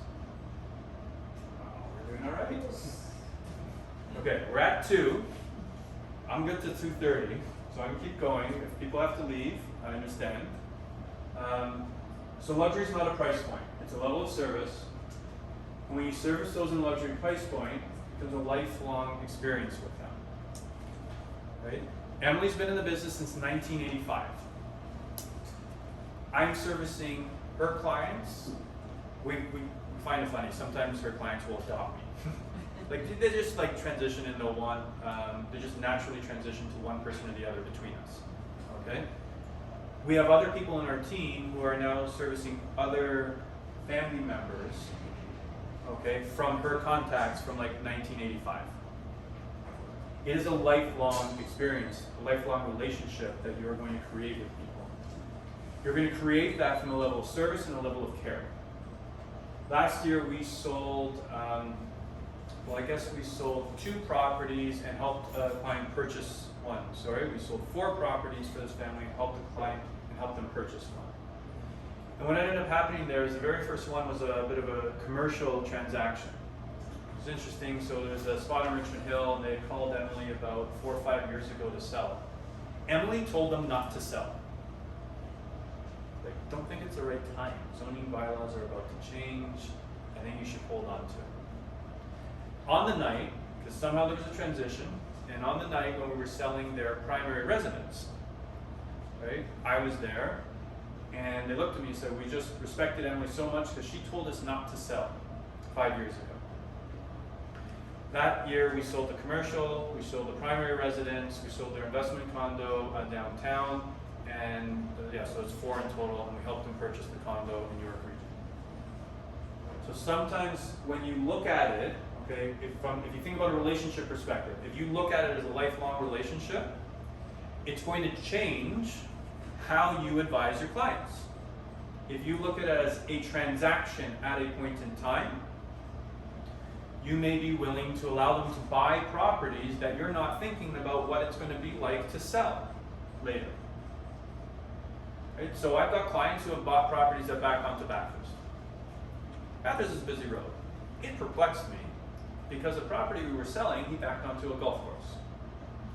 But we had the conversation. Resale? laid it out. Remember that write the email and then do the phone call thing? I want it documented, right? He just didn't want to back onto anybody else.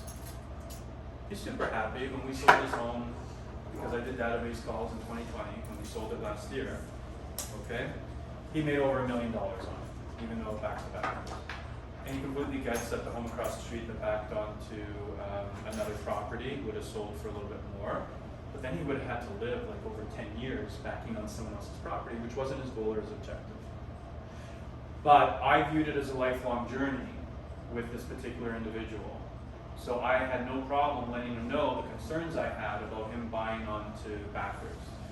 Emily had no problem saying don't sell now, sell later, because she also had an abundance mindset that she'll get the listing later, or there'll be other listings to go around at that point in time. Right? So please view it as a journey. Okay? So here's where we get into mindset. Now when we talk about,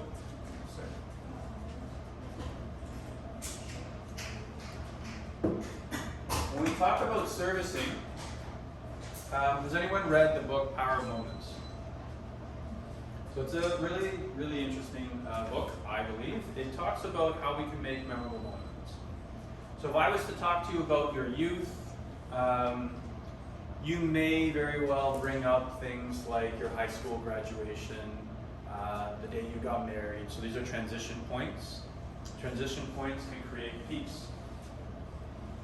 Right? So a lot of people will think that from a level of service perspective, you want to be up here all the time. Right? The thing is, to create a memory, to create something memorable, to create excitement, it's actually the peaks that we have. Right? So how can you create memorable moments? I created a memorable moment. So you know how I wrote the note to the client who had the first grandchild? He phoned me to thank me for the card. So I'm like congratulating him, but he's thanking me for the card. He's going to remember that I acknowledged the birth of his first grandchild. He's got 3 boys, so I don't know how many notes I can make, because I'm sure there's going to be a lot of grandchildren, but remembers the first one. Peaks, picks, transitions. These are the things, these are the opportunities that we have to create memorable moments, to impact people.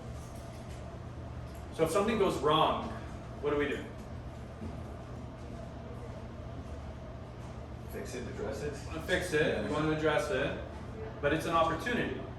It's an opportunity to show people how it is, like what our character is, how it is that we show up, what we're made of.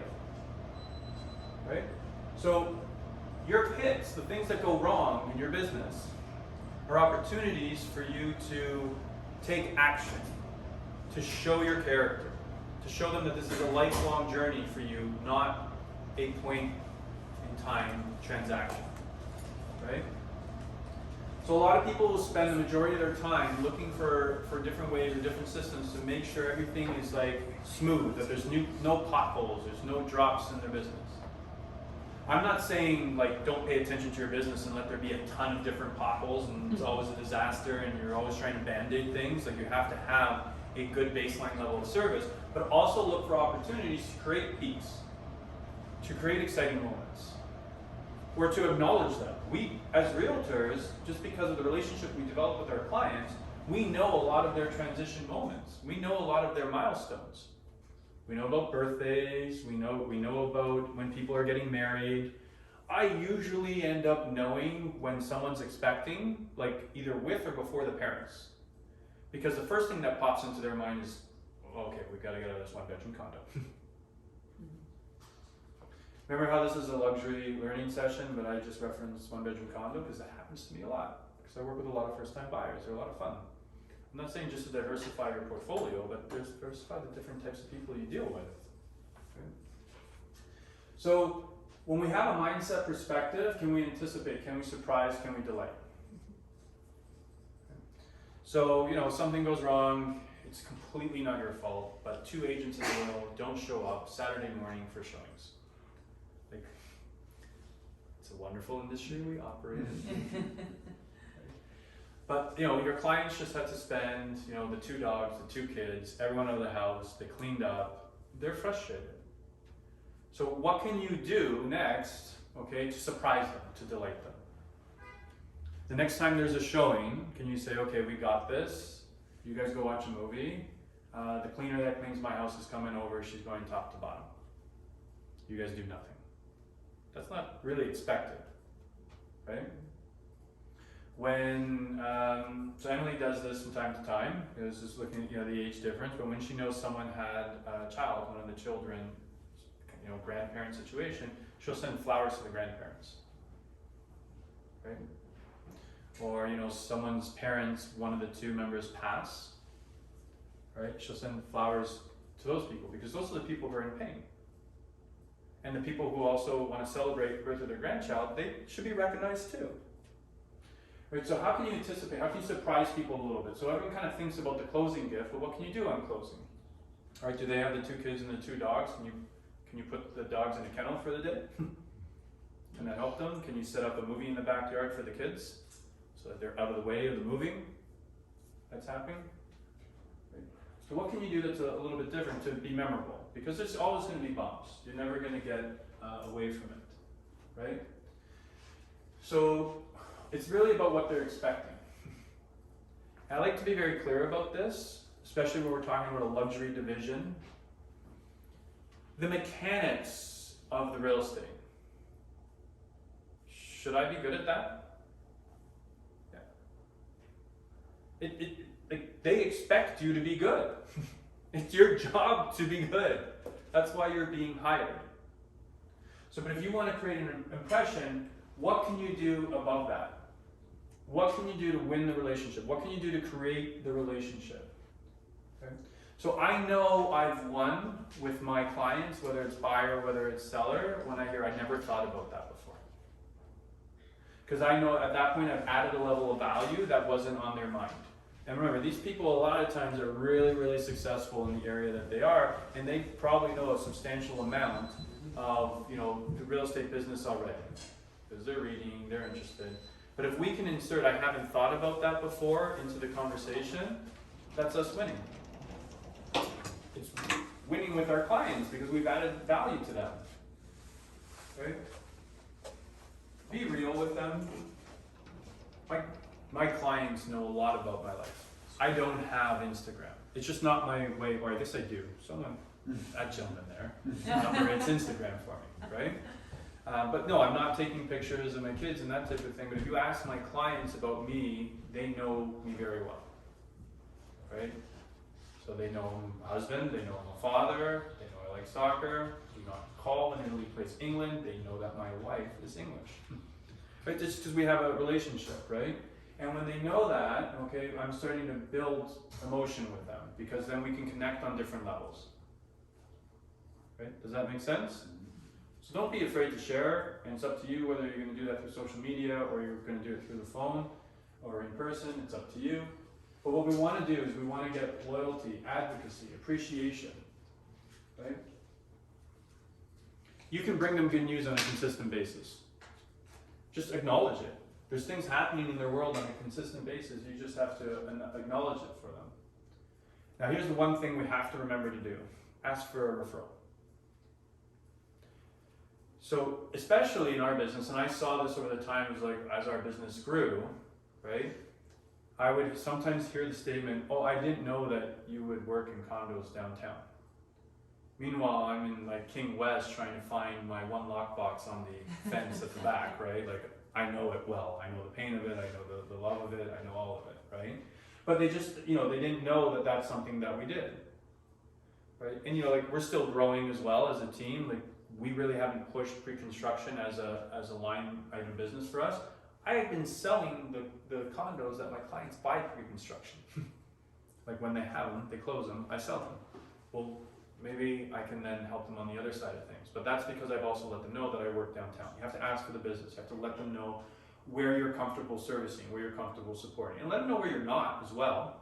But also let them know, I'm not comfortable servicing a rental in Calgary, clearly, right? But that you can find someone who will help them because you just want to hold their mind share. That's the number one realtor in their head. So a big piece for me is education. So this is a key dynamic of Avenue Realty as a team and sort of how we operate, is that we're educating our clients. And education doesn't necessarily always mean, although it sometimes definitely means stats and statistics and, you know, like what goes with it. Make sure you know your numbers, right? So most people, 75% of the population, will have like a detail-oriented dynamic to them, where they're gonna need to see the numbers as their primary or their secondary personality characteristic. So whether you're building relationships with husband and wives to be your clients, whether you're in a negotiation with a realtor and a husband and a wife, someone's gotta know their numbers with them, right? But I really like for my clients to make educated decisions. Like super educated decisions. So if you're gonna be buying your first home and you're moving in with your partner that you're engaged to, have you talked about what school your children that don't exist yet will go to, right? And again, if we're gonna back onto bathers, that's okay, but have we had that conversation of what that's gonna do in terms of resale? I want them to be able to make their decisions, especially when we get into the upper end market, with the same confidence that they do for whatever business decisions that they make on their own that has given them the opportunity to be buying a $5 million home, selling a $10 million home. So when they sit down and they make that decision to accept the agreement to purchase a sale or to on the sell side or on the buy side put an offer forward, I want them to have that same feeling that they have in whatever environment that they have been extremely successful in, because then they're making educated decisions. Okay? And I want them to be very comfortable that I'm the way they get there. Right? So this is, schools, clubs, things within the community. Especially when, and I think it happens whether it's a 500 square foot condo or whether it's a $10 million, $15 million home, no one's buying like 4 walls. What are they buying? Lifestyles. Yeah. I say lifestyles, all of it. So, you know, a lot of people associate lifestyle, and we're here in a luxury session, and they're going to associate lifestyle with tennis court, pool, acreage, ravine. How many square footage above grade? Where's the elevator? That's not just lifestyle. That is a lifestyle. 500 square foot condo where I don't need to have a car and I can walk to everywhere is also lifestyle. So when you educate them on lifestyle. You're supporting them to just think about things that they may not have thought about. So, and I'll use myself as an example. When I moved from Mount Pleasant and Eglinton up to Richmond Hill, okay, something happened in my head. We almost bought a heritage home in Aurora. No garage. It would have been like a lot of fun. We were going to renovate it. It would have been a good time. Okay, I don't know how we would have done it with the 9-month-old kids we had at that time, but anyways, I have twins, by the way, in terms of 2 children. I came dead in my tracks. Because for me, I realized if I was going to go from Mount Pleasant and Eglinton up into Richmond Hill or York Region area, because there was a Aurora property and now I live in Richmond Hill, I wanted a garage. And so sometimes you have to forward pace or help people forward pace their lifestyle and what that's going to look like. And be clear, that's asking them questions so that they can sort of trip over the truth of what they want. That's not telling them. No one told me that I wanted to park in a garage every night. I realized that on my own. Right? So it's asking the questions, but questions that they haven't thought about. Questions about the schools, questions about downsizing. I have one client who's going to be buying a home for their engaged children, and they have a vision around this. And it's kind of based on where they live currently. And I've had to back them up a little bit and say, okay, I get that.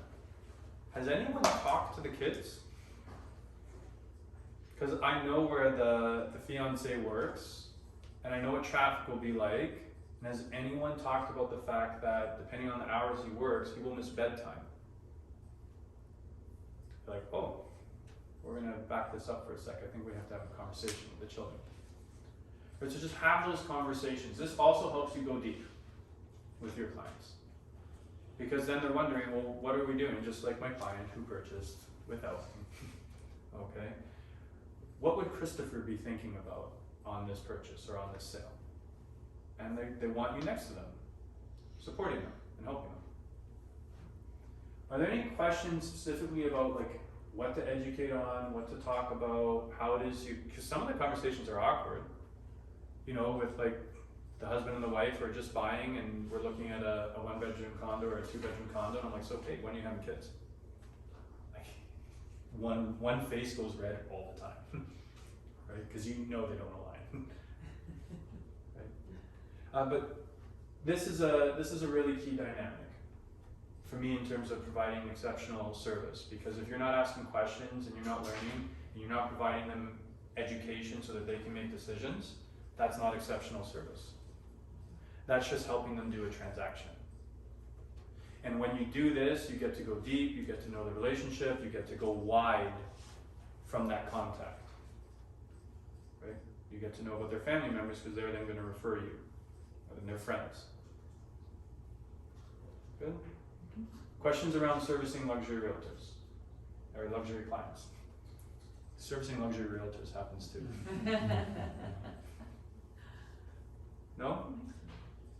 I think for the luxury homes, people already have with like agents that they know them. Before it's gonna be very hard to just go to them, especially like someone new in this business. I'm gonna disagree. Because I'm meeting people all the time. So you are not new, I was new, but You're when new to did them. you start your first luxury? but I'm new to them, right? Yes, when was your first So, but hold luxury? on, so just to go back, the assumption was that they already have a realtor, right? So I'm meeting people all the time, so even though I exist in luxury space today, if I'm meeting new people all the time, that means they either didn't have a realtor, or they're open to having a new realtor because they've seen the marketing I do that provides value and they've seen different layers of it and they want to have a conversation. So the percentage, I think it's like 54% of people will interview 2 realtors. So you want number 1 spot, but if you can grab number 2 and at least get your foot in the door, you get an opportunity for them to be able to differentiate, because sometimes they don't know what they don't know, and until they meet you and talk to you, it's different. So when did I start luxury? So I told you my first transaction, it was a lease. And then it was actually a good friend of mine, who I've known since I was 4 years old.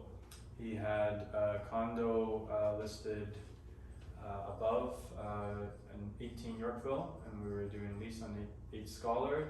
His sister's penthouse or sub-penthouse, they were the lower penthouse, was also listed at the time. He asked me to do the rental.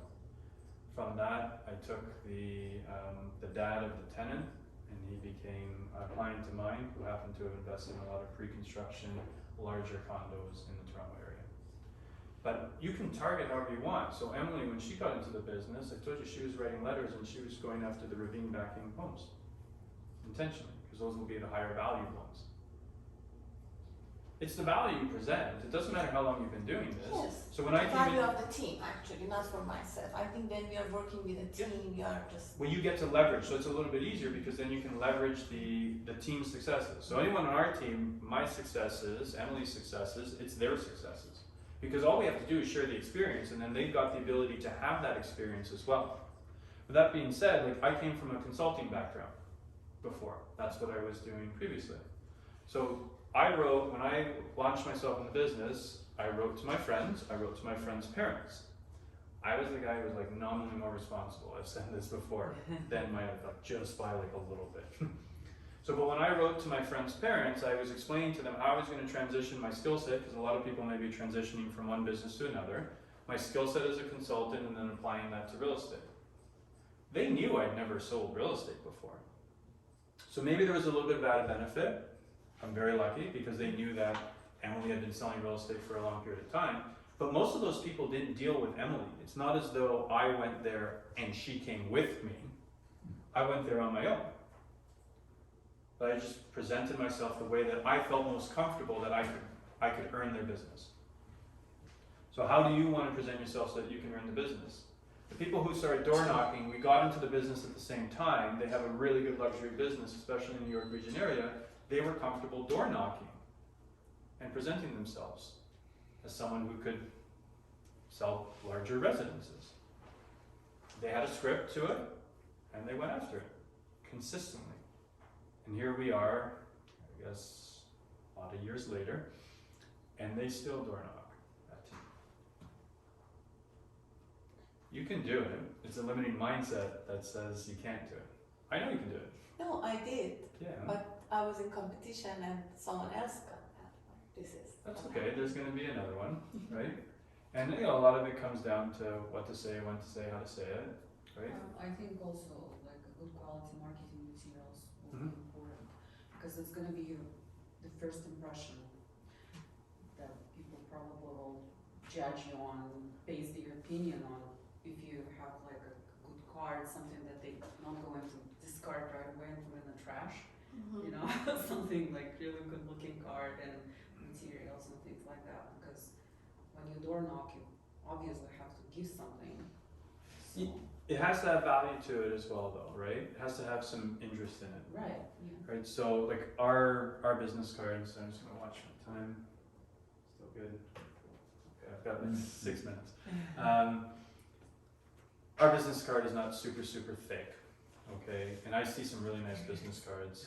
Yeah, that's one of them. I think that was a quick one, so it might be a little bit thicker on our Avenue Realty card.